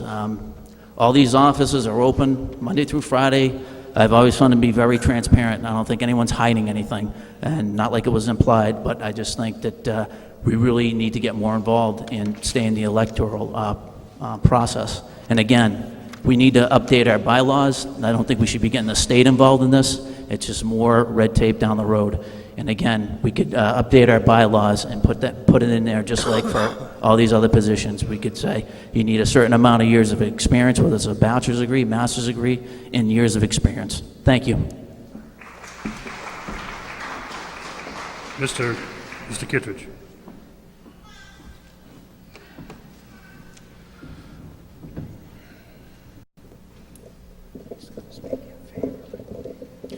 Good evening. John Kittredge, 249 Chase Street, the incoming treasurer, I guess. I have always held that I think the finance offices should be appointed. I've always held that. I'm a little surprised that I thought it was a good amendment for the collector and the treasurer to be the automatic appointee and work from there. I thought that was a fair alternative, and but apparently it didn't go down tonight. But I've done a little research on it. Like I said, I've always held that I think it should be an appointed position with minimum qualifications. But in the last couple of weeks, I started doing a little research on it, and I found a letter actually from the Department of Revenue, Division of Local Services, to a specific town in Massachusetts, and it was written in April 14th of 2014, so it's real new. And I'll just bring some of the quotations that were brought out by it. Division of Local Services Technical Assistance has always recognized and advocated that the policymaker should be elected and the operational position should be appointed. Up until the 20th century, town government was sufficiently simple that it was manageable for part-time volunteers. Now, most Massachusetts towns are multi-million-dollar operations. The activities of local officials, including treasurers, are governed by increasingly complicated state laws, rules, and regulations, and more tax dollars and other revenues must be collected, accounted for, managed, and dispersed. Today, municipal treasurers are important finance officers whose duties are not discretionary but are specific and legally directed. They are assigned no policy-making responsibilities. The skill sets required of treasurers have moved beyond the capacity of individuals whose expertise lies elsewhere. Among 198 Massachusetts towns with a population over 5,000 people, 150 are appointed, and it's growing every year. And I'll just close by stating, as a CPA with 7 years municipal finance committee experience and a wealth of real-world business experience, I feel I'm qualified to give a responsible professional opinion as to the proposal of appointed versus elected. I have heard the arguments for and against. I have even had people come to me and say, why would you want to be told what to do when you could be elected and do what you want? As the probable next town treasurer, I have to put my personal feelings aside for the good of the office and the good of the town, and respectfully ask you to support the effort to bring the town treasurer's office out of the dark ages and into the 21st century.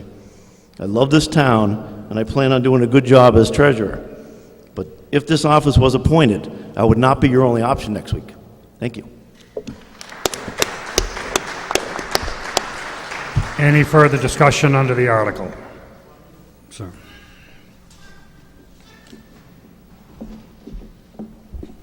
Steve Mendoza, 106 Clark Street.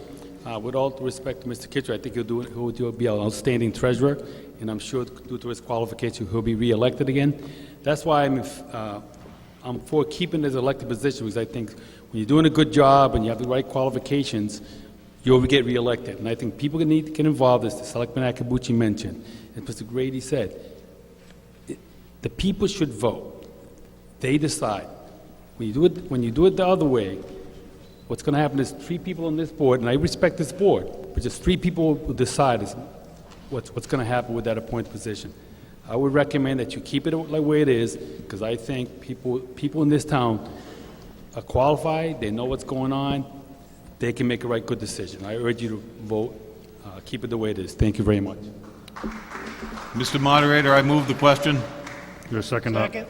Motion is made and seconded to end debate on this article and get to a vote. So we'll take a vote on whether to end debate on the article. What you're not voting on the article, you're voting on whether to end debate on the article. All in favor of ending debate, please indicate now. Thank you. And opposed? Thank you. 2/3 required. We have that. So we will now vote on the article itself as written in your warrant. All those in favor of making the town treasurer an appointed position should vote with their cards now, please. Thank you. And opposed? Yikes. Okay, thank you, cards down. I'm going to try this once more. All in favor? All opposed? Can I have my tellers up front, please? I cannot tell.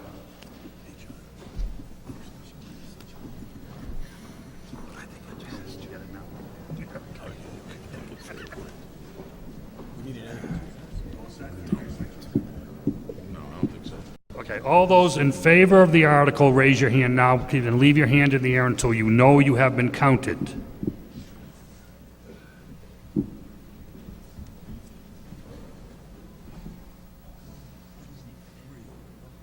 Got him on stage. 3 on the stage. 3 in the balcony. Got you on the balcony.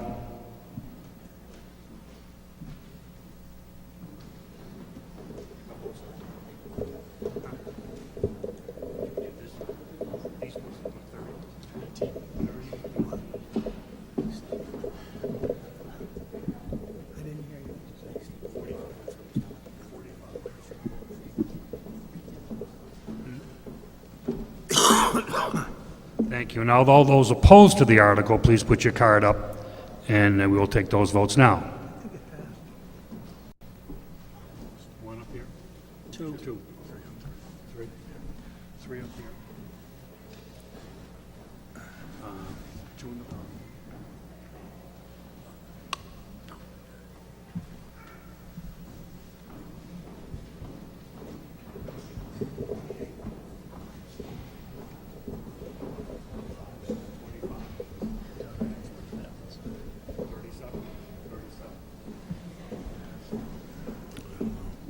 Can I vote again, please?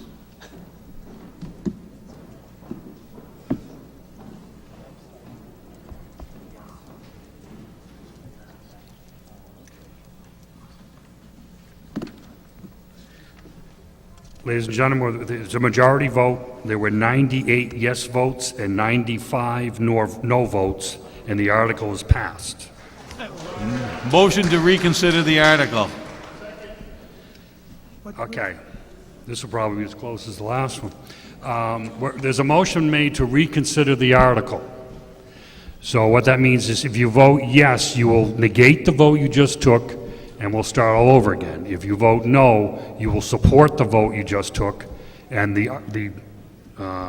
which was to pass it, and the town treasurer would therefore be appointed. Everybody clear on that? All those in favor of reconsideration, raise your card now. Thank you. All opposed? Thank you. The motion is defeated. Now, there'll be no further discussion of Article 25 this evening. Article 26.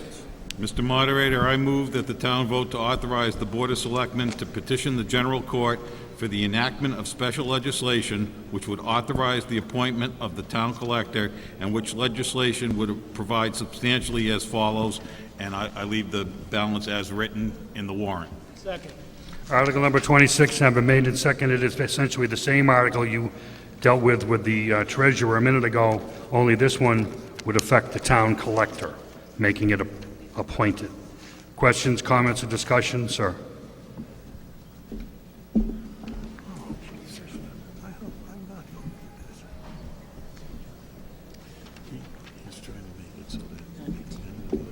John Martin, 28 Orange Street. Mr. Moderator, I move that we amend Section 2 of Article 26 to read as follows. Section 2, notwithstanding Section 1, upon the effective date of this act, the position of elected town collector shall be abolished, and the term of the officer holding said office shall be terminated. The elected incumbent holding the office at the time of termination shall become the first appointed collector and shall serve in that capacity for a period of time equivalent to the remainder of the incumbent's elected term or sooner resignation or retirement. Thereafter, appointments to the position of collector shall be made in accordance with We've elected. I mean, you don't trust yourselves to make this vote? Really? Thank you. Any further questions, comments, or discussion, sir?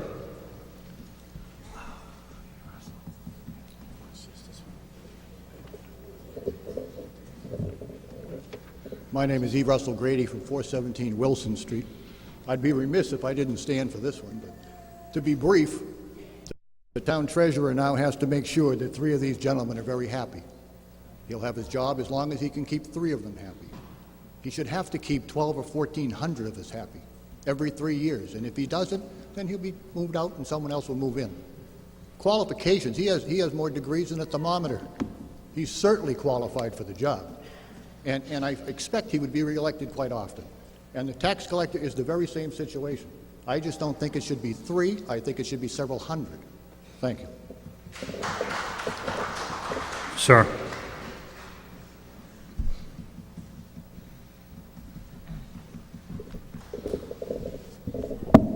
Hi, Chris Magliozzi, 168 Walnut Street. And what we're really talking about is professionalism for a couple of positions. We don't elect our school superintendent. Why? Because we want to see them a wide group of candidates, and we want to have them appointed due to their professionalism and qualifications. The same thing with our police chief. Same thing with our fire chief. So why not bring the financial positions into professionalism in this town? It's a $40 million budget. The treasurer has to deal with human resources. Is anyone trained? We all say we want to pay attention and elect these people. Who here has read the Department of Revenue management letters over the last years before they placed a vote? I don't think that any of us have the time to really delve in.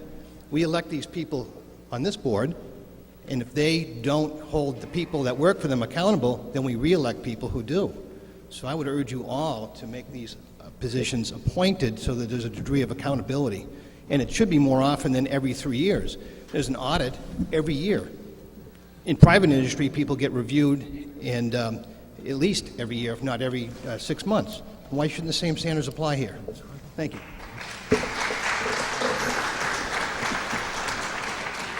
Mr. Moderator, I just want to suggest that you take a look at the school department to see the management structure of that department.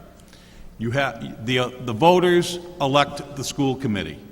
The school committee appoints one individual, the superintendent of schools. The superintendent appoints the building principals and some other staff. The building principals hire, appoint, or fire the teachers and the staff in their own buildings. It's a structure that looks like a pyramid, and you are at the top of it.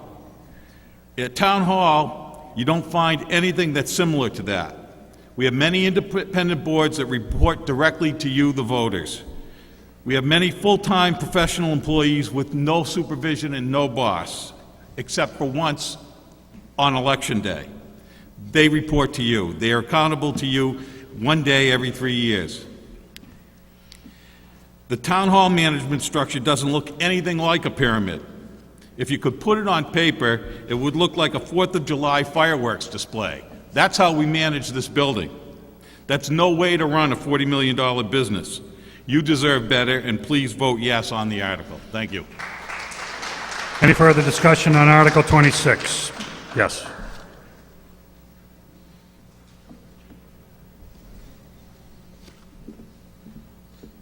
Good evening. My name is Dave Sadowski from 5 Cedar Street. And, you know, when the ballot comes out every 3 years or whenever we're going to vote, what's one more name or what's one more position to try to get? It's part of democracy. It's not going to cost too much more ink to put it on there. And I don't see why the voters shouldn't be in charge of electing who should be their tax collector in town. Thank you.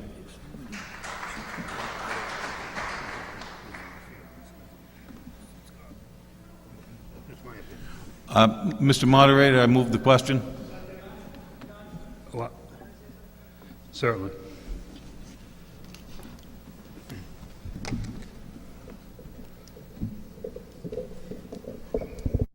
Patrick McIntyre, 32 Mountain View Drive, your former treasurer, and I want to thank everybody for voting me 3 times. I've heard a couple things from the stage here.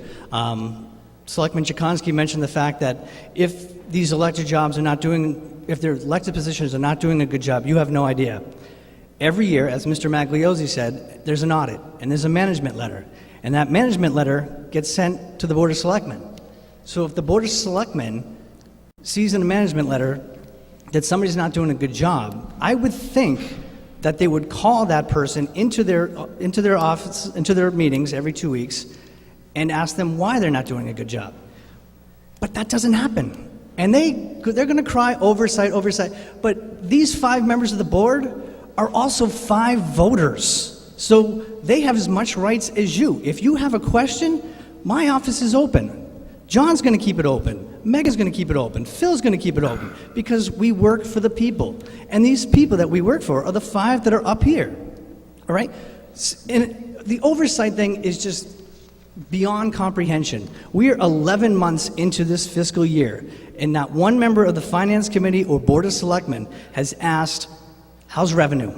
We're going into our final month of the fiscal year, and they don't have any idea on how excise tax are, property tax, real estate, nothing.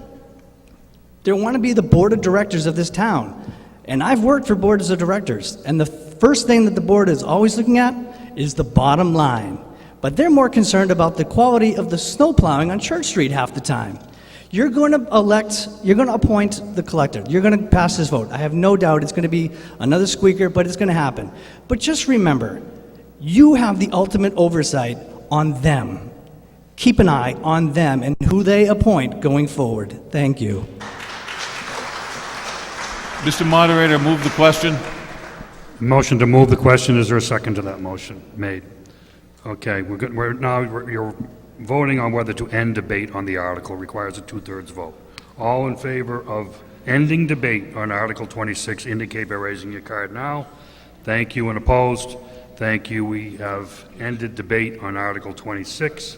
If you vote yes, you will vote to make the town collector a appointed position. If you vote no, it will remain as elected. All those in favor of making...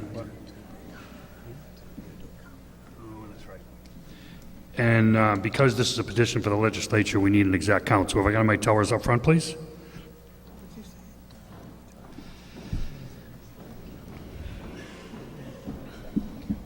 Okay, once again, all those in favor of Article 26 to make it appointed, raise your card now.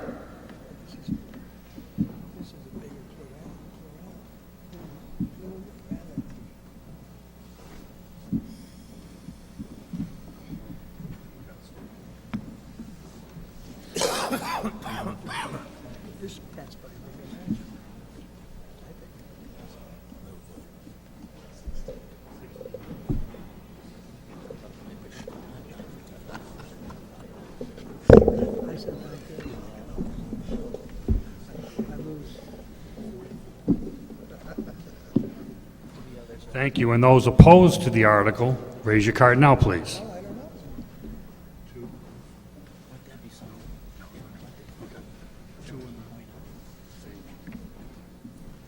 Thank you in the balcony.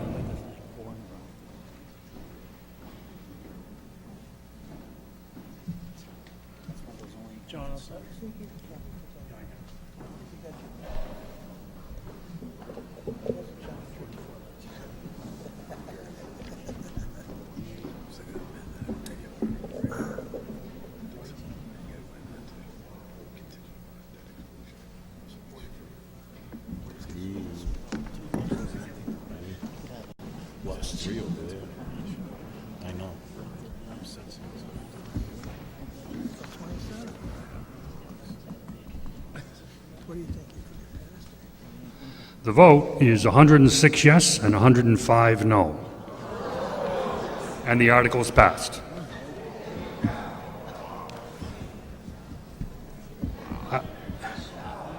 Motion to reconsider the article. Motion's been made to reconsider the article. If you vote yes, you will reconsider this vote and you can count it again. If you vote no, it will remain passed and be done discussing it for the evening. All those in favor of reconsider, please raise your hand. Thank you. And opposed? Okay, the motion is to reconsider is defeated, and there will have no further discussion on Article 26 at this meeting. It will remain passed. Article 27. Mr. Moderator, I move that the town vote to amend Article 10, Section 1 of the administrative bylaws of the town by increasing the number of police sergeants from 4 to 5. Second. Article number 27, having been made and seconded, dealing with changing the town administrative bylaws to create a new position of police sergeants to create them from 4 to 5. Questions, comments, or discussion under the article? Sir.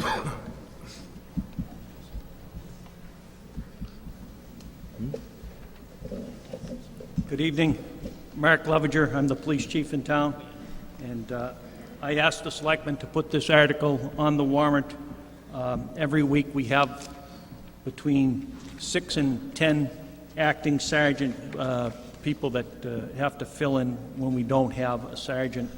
And for consistent accountability, I ask that you approve this article. You pay for the acting sergeants anyways, and this way we'll have a fully trained sergeant that will eliminate most of it, won't eliminate all of the acting sergeant position, and you'll have a trained sergeant to deal with some of the complex issues that come up on every shift. Thank you. Any further questions, comments, or discussion under Article 27? There being none, take a vote at this time. All in favor, please signify with your card at this time. Thank you. And opposed? Thank you. The article is passed. Article 28. Mr. Moderator, I move Article 28 as written in the warrant. Second. Article number 28, dealing with zoning maps for floodplains. My understanding is that some of the numbers of the maps, parcel numbers, have changed. There are minor changes to this, and the town is asking you to officially change it within the guidelines, and therefore it is on your warrant. All zoning changes require a 2/3 vote. Is there any questions, comments, or discussion under this article? Mr. Duffy. Hi, Phil Duffy, Community and Economic Development Director, speaking on behalf of the Planning Board. State law requires the Planning Board to hold a public hearing on any proposed zoning changes. The Planning Board did that this afternoon and voted 4-0 to recommend these articles to town meeting. As the moderator summarized, the purpose of these modifications is to bring our floodplain, as it indicated in zoning, in conformance with FEMA's floodplain, so that people who live in town and utilize federal flood insurance can continue to do so. Thank you. Any further questions, comments, or discussion under the article? There being none. Requiring a 2/3 vote. All those in favor, please signify by raising your card now. Thank you. And opposed? Thank you. The article is passed with a 2/3 majority. Article 29. Mr. Moderator, I move that the town vote to accept the private way known as Lydia Lane as a public way in the town of Clinton according to a plan on file with the town clerk. Second. Article number 29 have been made and seconded, dealing with accepting Lydia Lane as a public way. That is the development that is off of Fitch Road, if you're wondering where it is. Questions, comments, or discussion under this?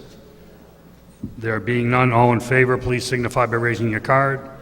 Thank you. And opposed? Thank you. The article is passed. Article 30. Mr. Moderator, I move that the town vote to accept the private way known as Wilkate Place as a public way in the town of Clinton according to a plan on file with the town clerk. Second. Article number 30, dealing with Wilgate Place, also off of Fitch Road, looking to be a public way. Questions, comments, or discussion? There being none, all in favor, please signify by raising your card. Thank you. And opposed? Thank you. The article is passed unanimously. Article 30, I'm sorry, going back to Article 17 now. Article 17. Mr. Moderator, I move Article 17 as written in the warrant. Second. Article number 17, dealing with a sum of $45,000 to deal with Savage Field renovations. Article disapproved by your Finance Committee and requires a majority vote by ballot. Questions, comments, or discussion? Sir.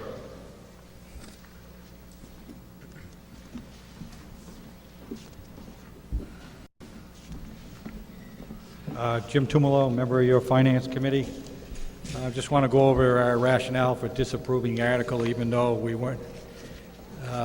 In the situation we are in right now, we have two large building projects, the Council on Aging and the middle school. Both come back this year for more money. So now we're talking about approving detailed plans to put, I don't know, maybe $1 million into Savage Field. Second thing is, we don't know where the budget's going. This year was an unusual year. our health insurance went down. That hasn't happened in 8 years. I mean, we had new growth that was outstanding. We had some growth that we didn't pick up a year ago. So there was a little more money in the budget. I don't want to spend $45,000 when next year we may have to cut that $45,000 out of somebody else's budget. And the third thing is Parks and Rec, they got approval for their ice skating ring in the park. We gave them $25,000 in their budget to fix the park up at the Acre and $25,000 for the park here. I want to see how those projects go. So we're not against this project. We're saying, hey, let's wait a year.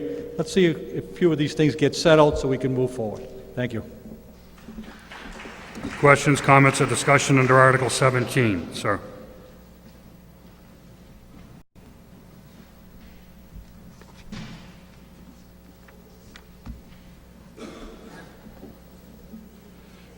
Eddie Verrier, 20 Haskell Avenue, Chairman of the Parks and Rec. The purpose of this meeting is for the Parks and Rec to move forward on the Vale Street project. We are requesting $45,000 to cover Phase 1 through 4 of 5. The next phase consists of preparing all the documents, finalizing construction plans, getting permits, and continued assessment. Thank you. Any further questions, comments, or discussion under Article 17? Yes.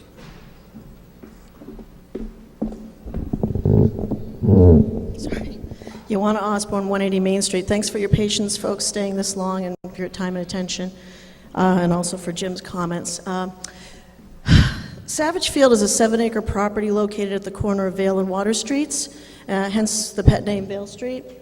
Gale Associates is a consulting firm of building experts, engineers, and architects that specialize in repair, renovation, and adaptive reuse of existing buildings, sites, and infrastructures. They've been employed by many organizations New England-wide, and they came highly recommended to us for this project. As stewards of the town's park properties, the Parks and Rec Commission in the fall of 2013 hired Gale Associates to conduct a long overdue assessment survey of the entire Savage Field property as part of our due diligence. Following are the results of their thorough and comprehensive examination of our current situation and recommendations for improvements. First and foremost, the updated maintenance to this field has not been done in over 10 years. Some of the flaws from the needs assessment include these: standing water issues on both fields with no formal drainage system.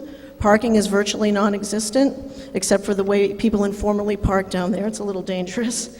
The backstop on the Little League field and all fencing is in poor condition. The spectator seating is lacking, and it's also not ADA accessible. Field lighting is way outdated and does not meet lighting safety standards. The skate park is in poor condition and is not up to safety standards, and it was slated for updating independently, but this is part of a bigger global view of the property. And the basketball court, which was newly renovated last year, would not be touched. The bottom line is that we want everyone that uses these facilities to be safe, and right now, our fields are not up to code. We worry about player well-being, the structural soundness of existing amenities, and the fact that our fields do not meet ADA requirements. There's also a potential liability if we do nothing. When injury incidents occur, then there's other legal things that can happen. Lighting is also a big concern, as the current posts are outdated and do not provide enough light to meet athletic safety standards. And the new lights provide increased visibility and with decreased spillage. After researching 2 layout positions, over here to my right, you'll see what the property looks like now, closest to me, and the one to the far right. Am I seeing that right? Is the newly proposed layout plan that we felt was the best option, which yields the most space for expanding amenities, parking, and facility improvements. Emily Easterling, your new name, is our assistant director. I just want you to point to these things since I'm over here as you hear me say them. So these are some of the improvements that are included in the master plan that we just purchased. New parking for 77 cars is at the top of the field. 77 cars, okay? A reconstructed softball field, a renovated Little League field, athletic field lighting, which has already been mentioned, the skate park. We also wanted to include a small playground, and deck hockey, and a picnic area, and potentially a splash pad as well. These are all, those last items are more fluid. They're not necessarily pinned down, but we're making arrangements for expanding that way.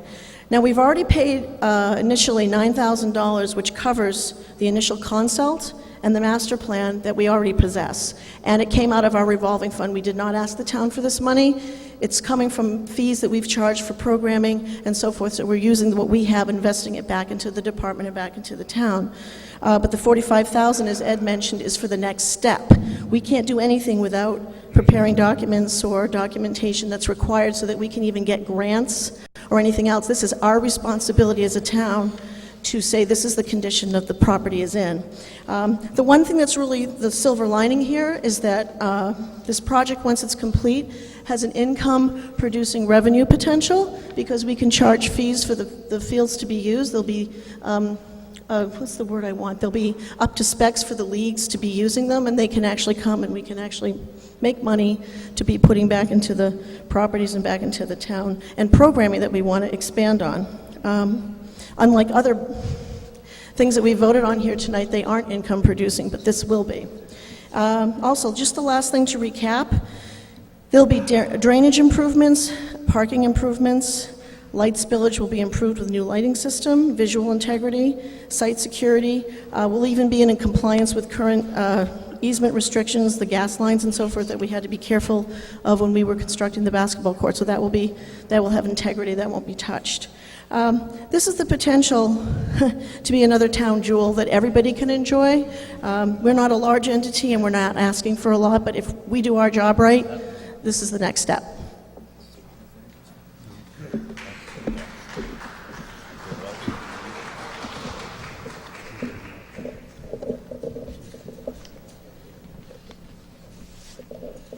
Yes, go ahead.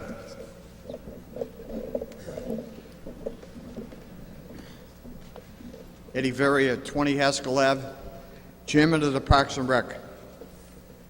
The Parks and Rec, over the last 2 years, have added summer programs, concerts in the park, townwide yard sales. We have taken over the Clinton Youth softball program. We've run adult fitness classes, the glow-in-the-dark Easter egg hunt. The new basketball court, which was installed on Vale Street, is always busy. The softball league now has expanded to 11 teams. We need your support so that we can move forward. This is all about the future for our children, to make Vale Street a first-class operation we can be proud of. If you have any questions, Peter Spanos here from Gale Associates will answer all your questions. Any further questions, comments, or discussion under Article 17? Sir.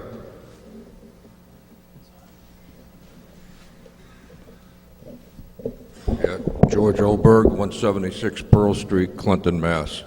I'd like to ask Eddie and the Parks and Rec. I am a former member. I am chairman of the Fuller Field Commission and former member of the Clinton Conservation Commission. And I was just wondering if there's ever been a 121E test down there, or that that's in a floodplain.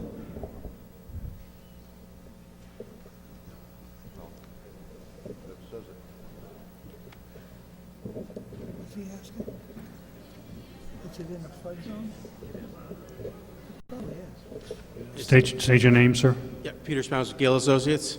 As far as the 21E, the park, the majority of the park, as you know, itself is within the floodplain. It's a regulated floodplain.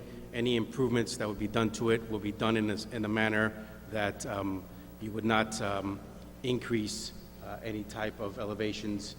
There would be compensatory storage so that you don't affect any downstream neighbors.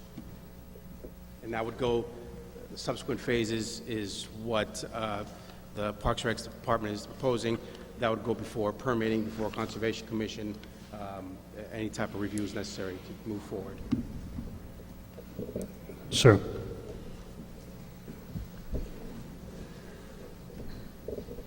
Yeah. George Oberg, 176 Pearl Street, Clinton, Mass. I think before we even think about this project or vote on it, I think we should get a 121E, because years ago, you had Blake Manufacturing, you had the Colonial Press, you had the old whiskey shops, and when that place flooded, as you could see what happened a couple of years ago, kids were paddling canoes down at Vale Street. To me, it's like throwing a dime into the ocean. You're just going to waste our money. I appreciate it. Thank you. Is there any original discussion on this article?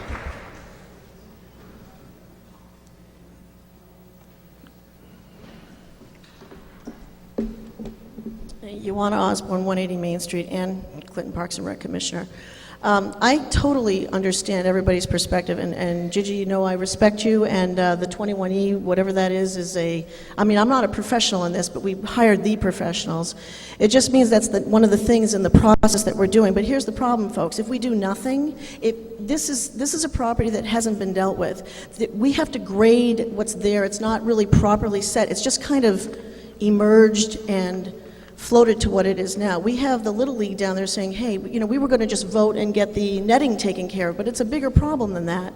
There's also ADA accessibility. Any new thing we do down there has to be compliant. So we're looking at a much bigger picture and not just putting Band-Aids on this. It's not like we're saying, please pay for the whole thing. In fact, once we get this piece in place, which is our responsibility as a town, we can then go and seek grant money. We can also look for sponsors. It's not like it's going to be all on the taxpayers' shoulders.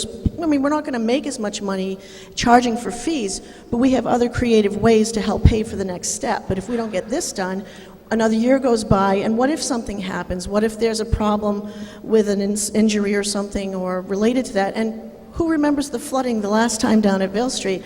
All of that is going to be handled with an upgraded drainage schematic, I would guess I would call that. Peter, if you want to speak to that at all. If anybody's worried about that, we're looking at everything, and this is the first step. This is a property we can't ignore anymore, is what I'm really saying. Okay? Thank you. Still under discussion, Mr. Akabuchi.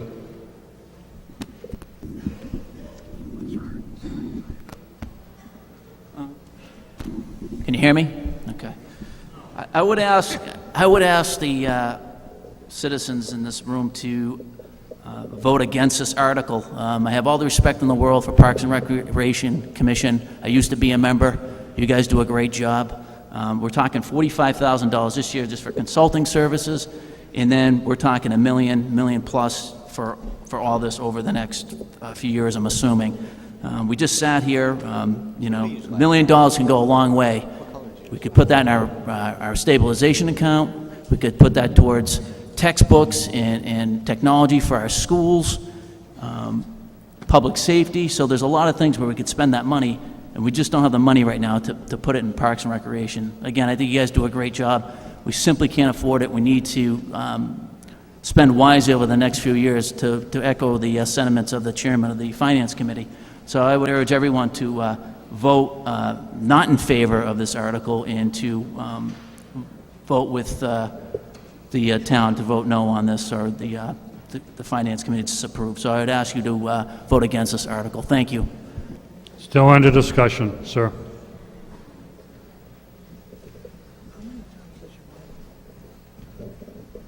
Hi, my name is Josh Thomason. I live at 148 Water Street, and I have to say I'm very encouraged by the thought that's put into this project. I live not far away. I have young kids, and I have to say, my kids, myself, I would get a lot of use out of this project. I'm encouraged that there's this thought process that's going into it. It looks like a lot of great effort that you're putting forward. I think it's a worthy expense in order to get to the next stage where you're going. This isn't the final piece. They're going to be looking for money outside of town funds.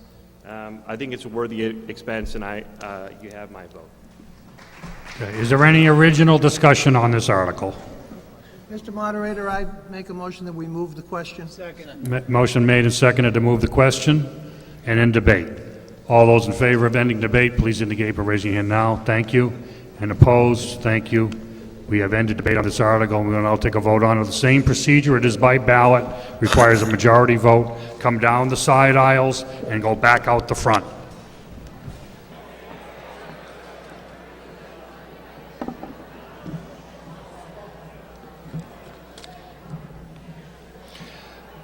The vote on Article 17. Majority vote required for passage. 98 yes votes and 96 no votes, and the article is passed. Article 31.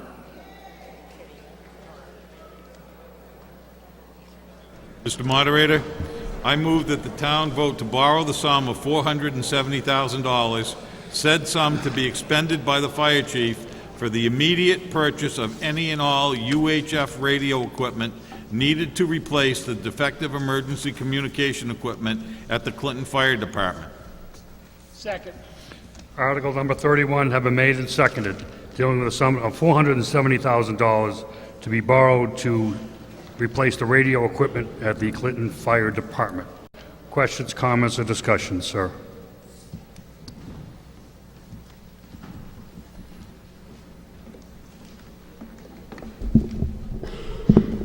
Jim Tumalo, 32 Pondview Drive.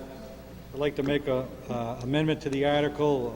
Any article on this warrant over $300,000 should be a debt exclusion. So I believe that we should appropriate contingent upon passage of a debt exclusion Proposition 2.5. Is there a second to that motion? Okay.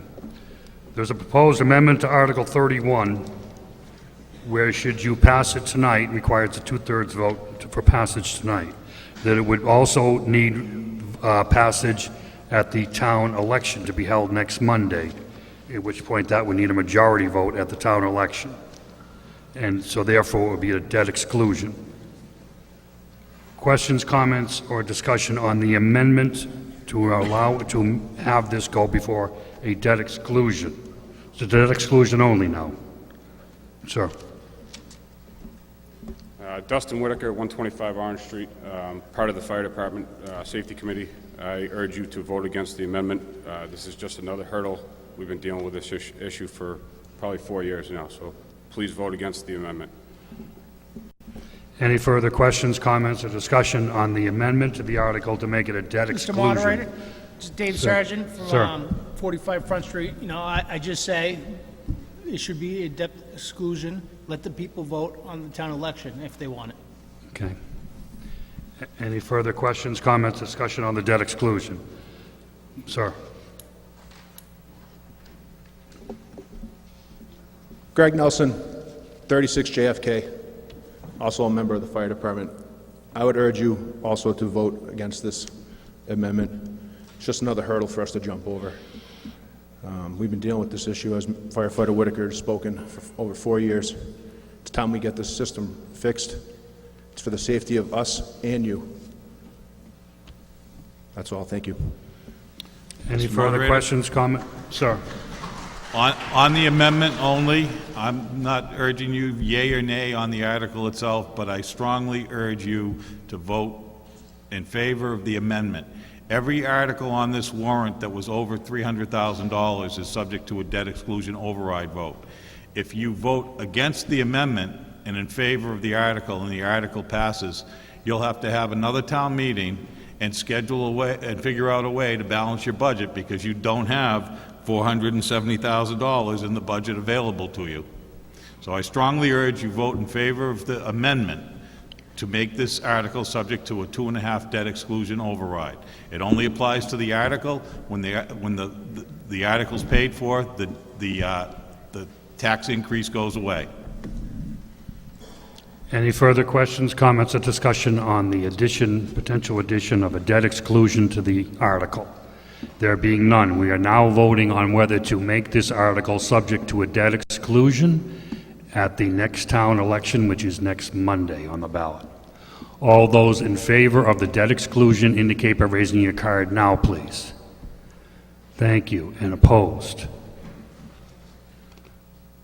Thank you. Once again, those in favor? Those opposed? Can I have my tellers up front, please?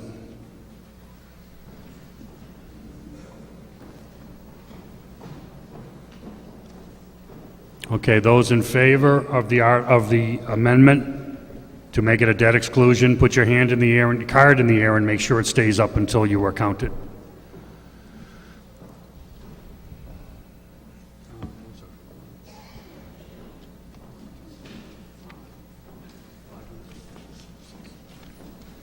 Six on the stage. Thank you on the balcony.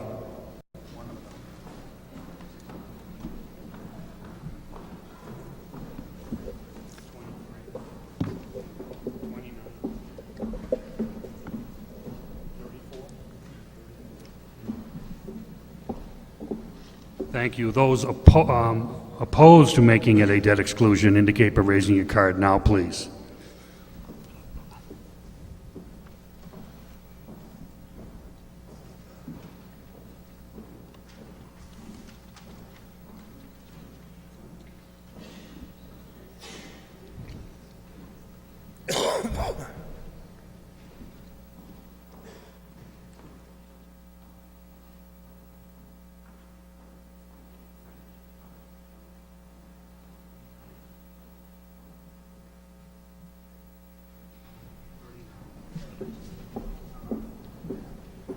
Balcony, 1, 2, thank you. 2 in the balcony. Over there. Oh, 4 more in the balcony. Right in the balcony, Cole.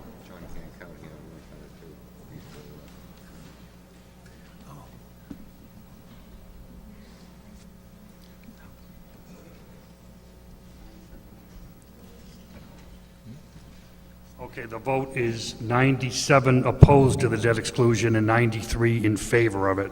So the motion to make this a debt exclusion is defeated.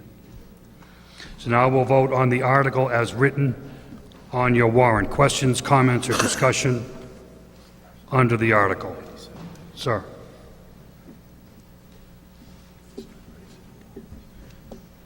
John Forbett, 19 Mount View Drive. I believe that anybody sitting in this room should really vote for this, because you want those firefighters to be able to hear you and find you and save you. And safety comes first, no matter what we talk about. Thank you.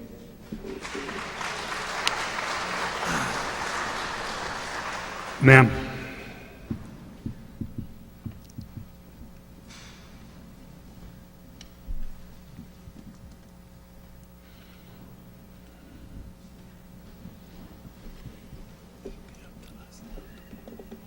Christy LaPearl, 123 Sterling Street. I'm here to advocate for Article 31. I'm not going to repeat the statistics to you. You all have the papers that were handed out earlier tonight.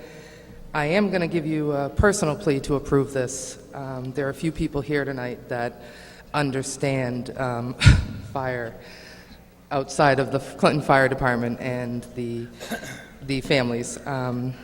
I've been very close to this issue. 5.5 years ago, my home burned down with me in it and my 2 children.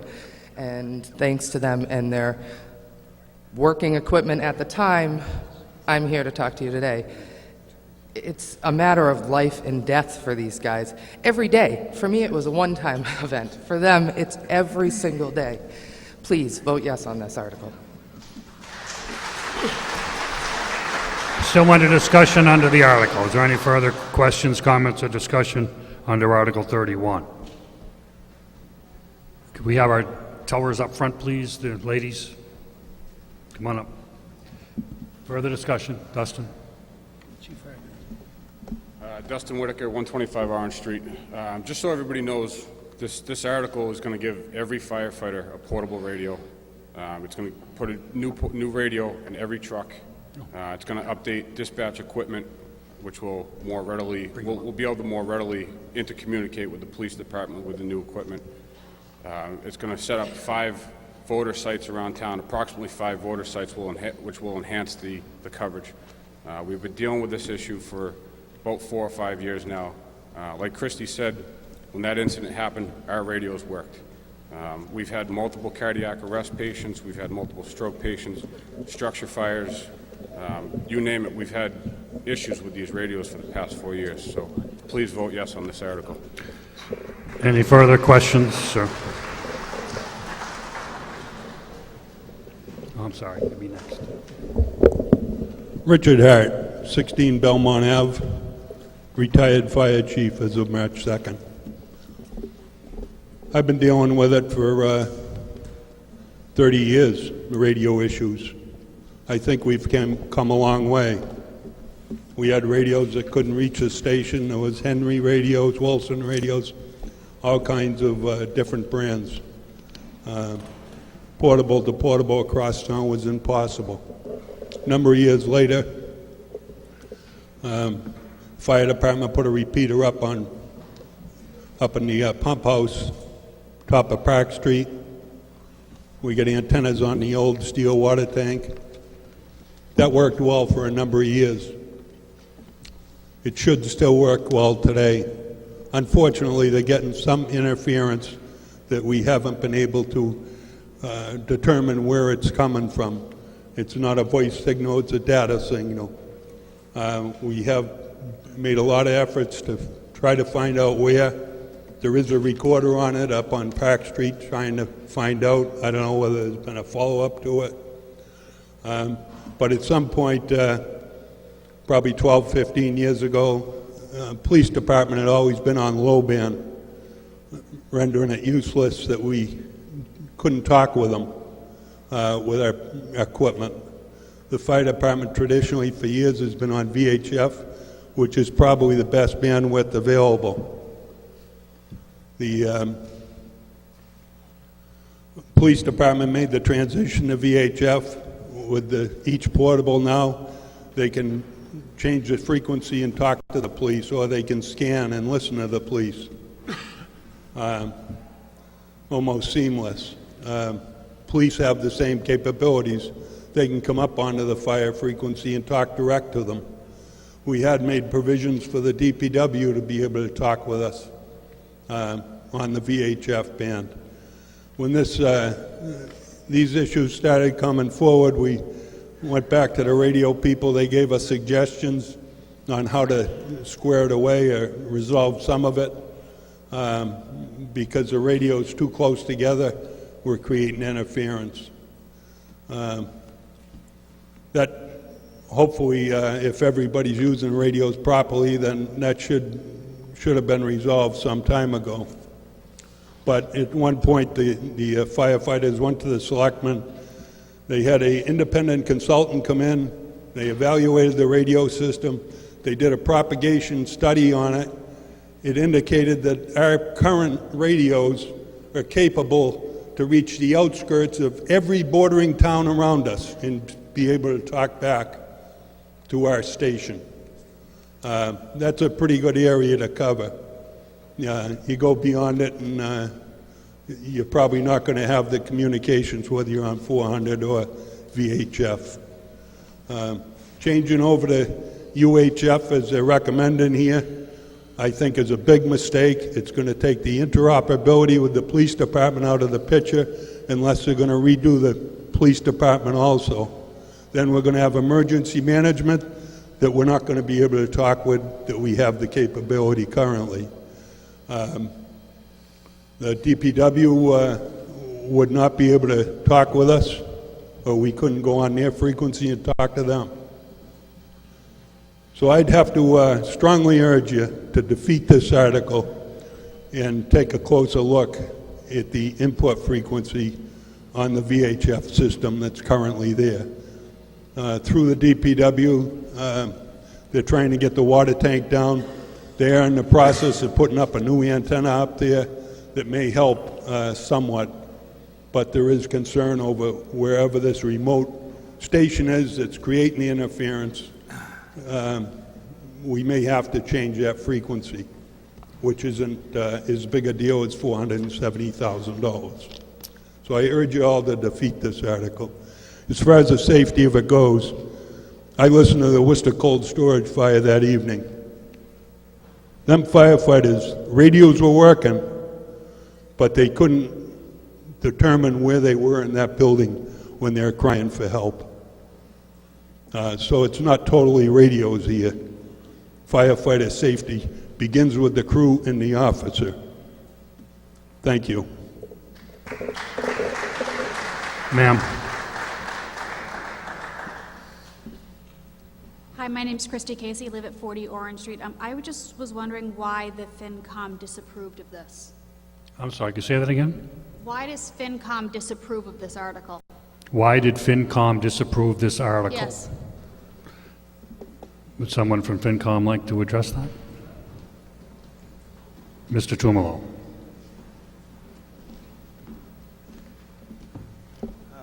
Basically, we disapproved this article for two reasons. One is that it didn't go through the proper channels. It didn't come through the chief, it didn't come through the chief's boss's selectmen.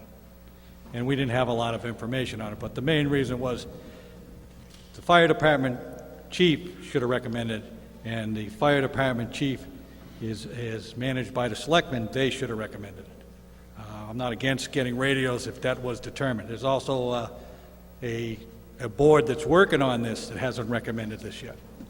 I understand that the firemen want it done today. That's not government. Government takes time. But I didn't want to say this, but that's why we disapproved it. Okay. Still under discussion, sir. Greg Nelson, 36 JFK. As far as the VHF, UHF frequency goes, UHF has better penetration into buildings, which, as most of you know, we do a majority of our work inside of the structures. Therefore, we feel that it's a stronger frequency to be operating on. As far as the FinCom disapproving it, like Mr. Tumalo said, he was uneducated on the subject. Nobody reached out to us to see what we had for knowledge on what the problems could possibly be.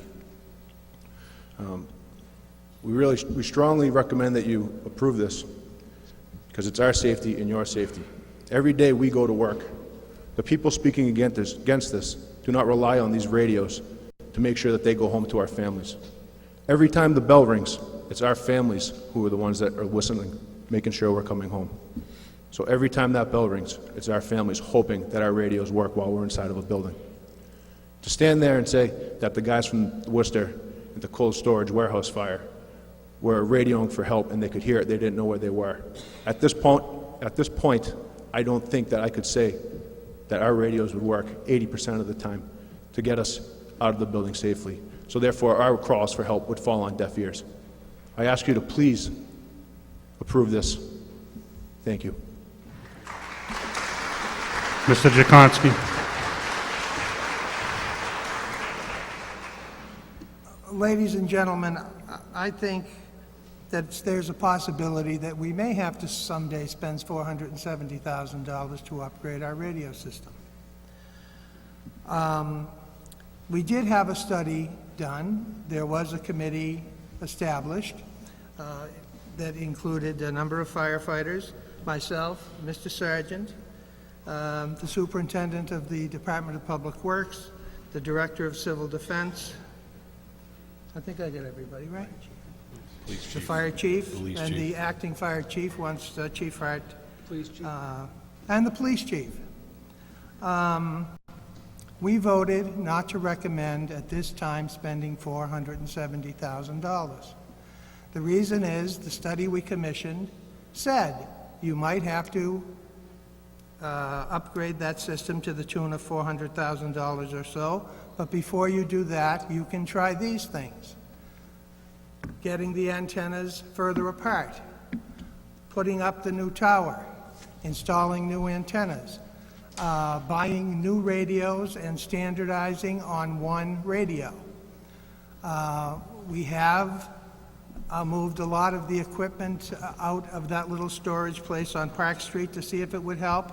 We have we've begun work on the tower to put the new antennas in. The acting fire chief has been buying new radios and has been trying to standardize on one radio. The Board of Selectmen a few weeks ago approved a transfer from the Finance Committee account so he could spend some money on radios. I think we should see if this works. This may be $1 million article. As the former chief said, with this new system, The police will not be able to talk to the fire and vice versa. The fire will not be able to talk to the DPW.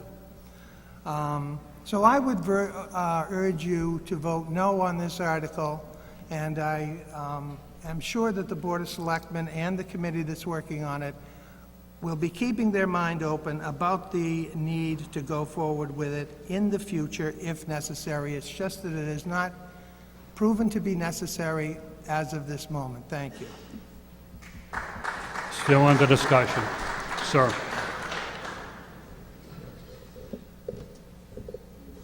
My name is Jeffrey Dean. I live at 7 Nathan Drive.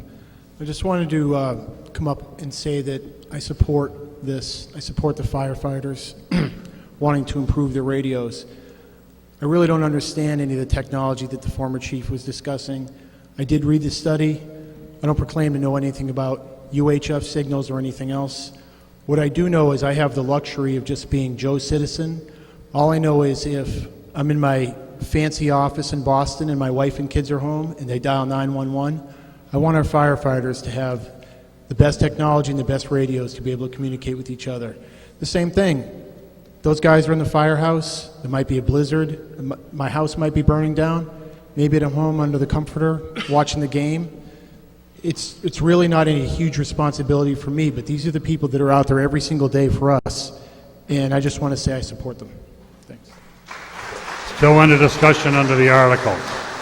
Is there any further questions, comments, or discussion under the article? Sir.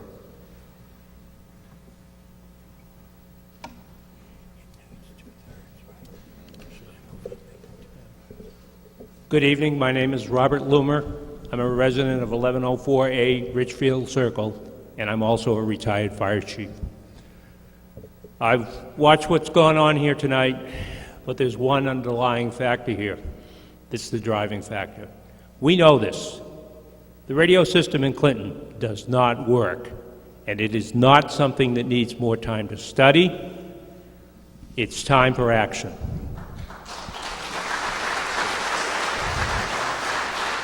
I've heard mention of the Worcester fire tonight, and like many of my brother firefighters, we still remember that loss, but I didn't live here 10 years ago, close to the Clinton line, when our community, the community of Lancaster, lost a firefighter.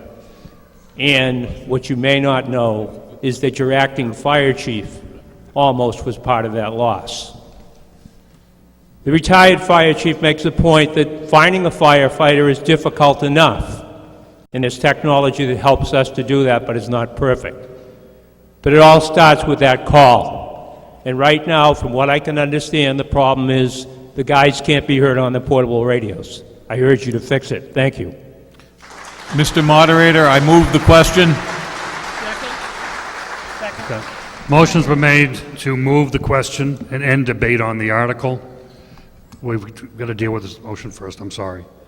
All those in favor of ending debate on this article, please indicate by raising your hand now. Thank you. And opposed? Thank you. We have ended debate on this article. We will now vote by ballot. This article is a borrowing article by state statute, requires a 2/3 vote for passage, and we will vote in the same manner we did before, down the sides and out the middle. Bring your pink cards with you to vote.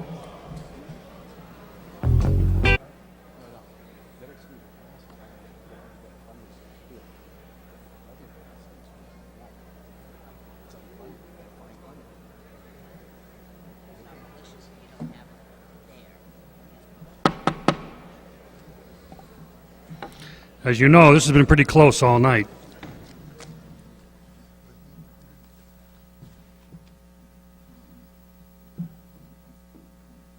There were 131 yes votes and 66 no votes, which comes out to .67, which is 2/3, and the article is passed.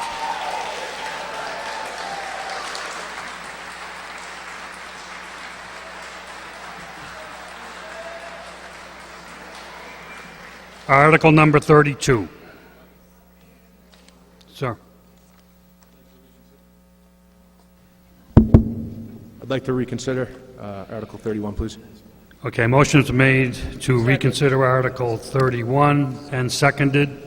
If you vote yes, you would reconsider the vote you just took, which was to pass the article. If you vote no, we'll have no further discussion on that article this evening. All those in favor of reconsideration should raise their card now. Thank you. And all opposed?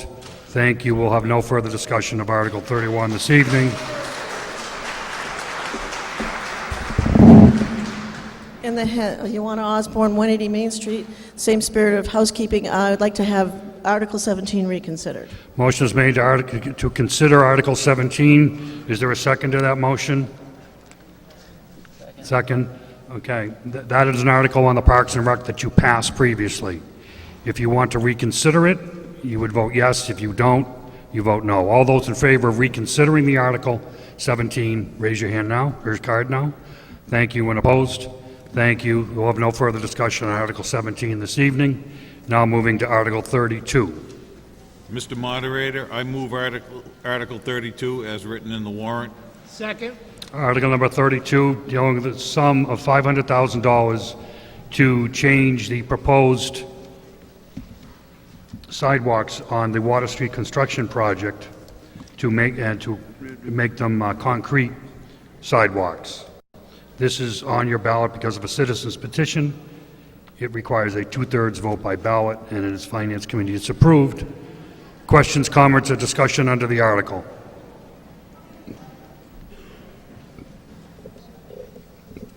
Hi, again, my name is Josh Thomason, 148 Water Street. I'm the author of this article, and a tough act to follow for the firefighters to ask for something like sidewalks versus necessary communications equipment, but here we go. And I'd like to make a motion to amend, motion to reduce the amount requested in Article 32 from $500,000 to $180,000, using the excess funding towards other concrete sidewalk installations. 180? 180. 180. Yes. And I'll explain that. Is there a second to that proposed amendment? Second. Go ahead, sir. Thank you. Under discussion. And sorry for the 500,000 in there. When I first learned of the, and I'll back up here, the Water Street reconstruction project is one of the largest projects that the DPW and the town has taken on in quite some time. It's a nearly $8 million project, and we'll go from the Nashua Bridge to High Street, and they're redoing all of Water Street, the sidewalks and the curbing. I'm a resident of Water Street, so it directly affects me. When I came to an abutters meeting, I learned that the sidewalks would be made of asphalt rather than concrete, which is certainly a standard that's been maintained in many towns and had been maintained in this town for quite some time. There hasn't been a standard.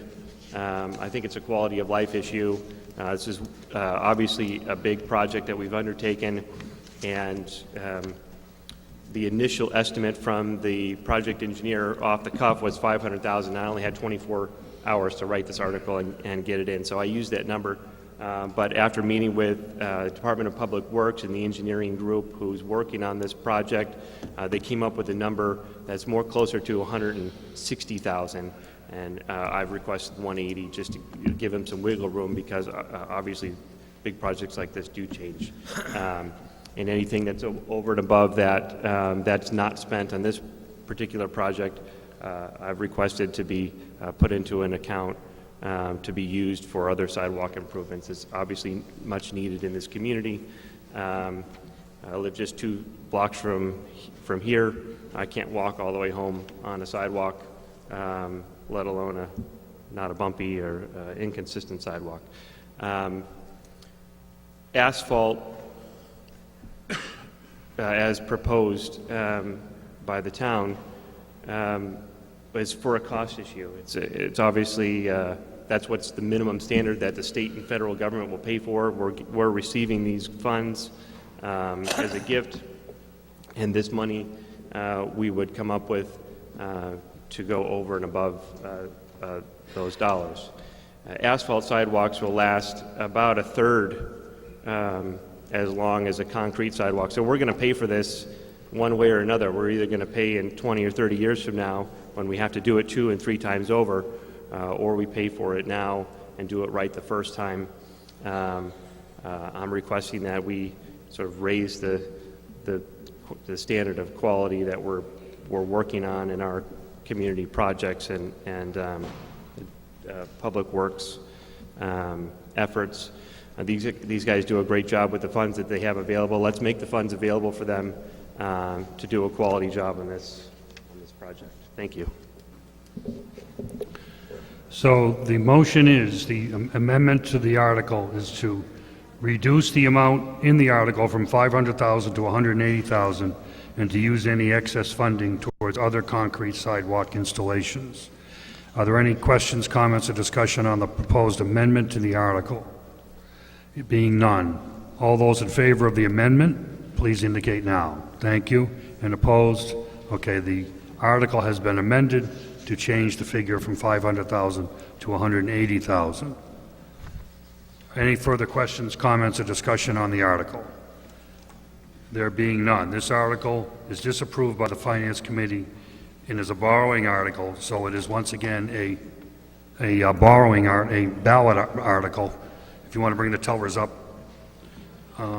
This is the last article of the evening, so I promise you I will not take any motions for reconsider after we start voting on this of any article tonight. If you want to vote and go home and put on TV and see how it came out, you can do so. And I will not take any motions to reconsider anything after this article. So let's wait for our ladies to come up front and we'll get this started. If you vote yes, you'll be voting for the $180,000 appropriation. If you vote no, you would be voting against it for the sidewalks on Water Street.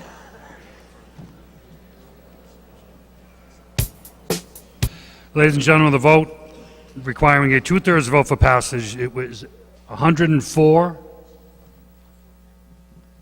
to 49 yes votes, 104 yes votes, 49 no votes.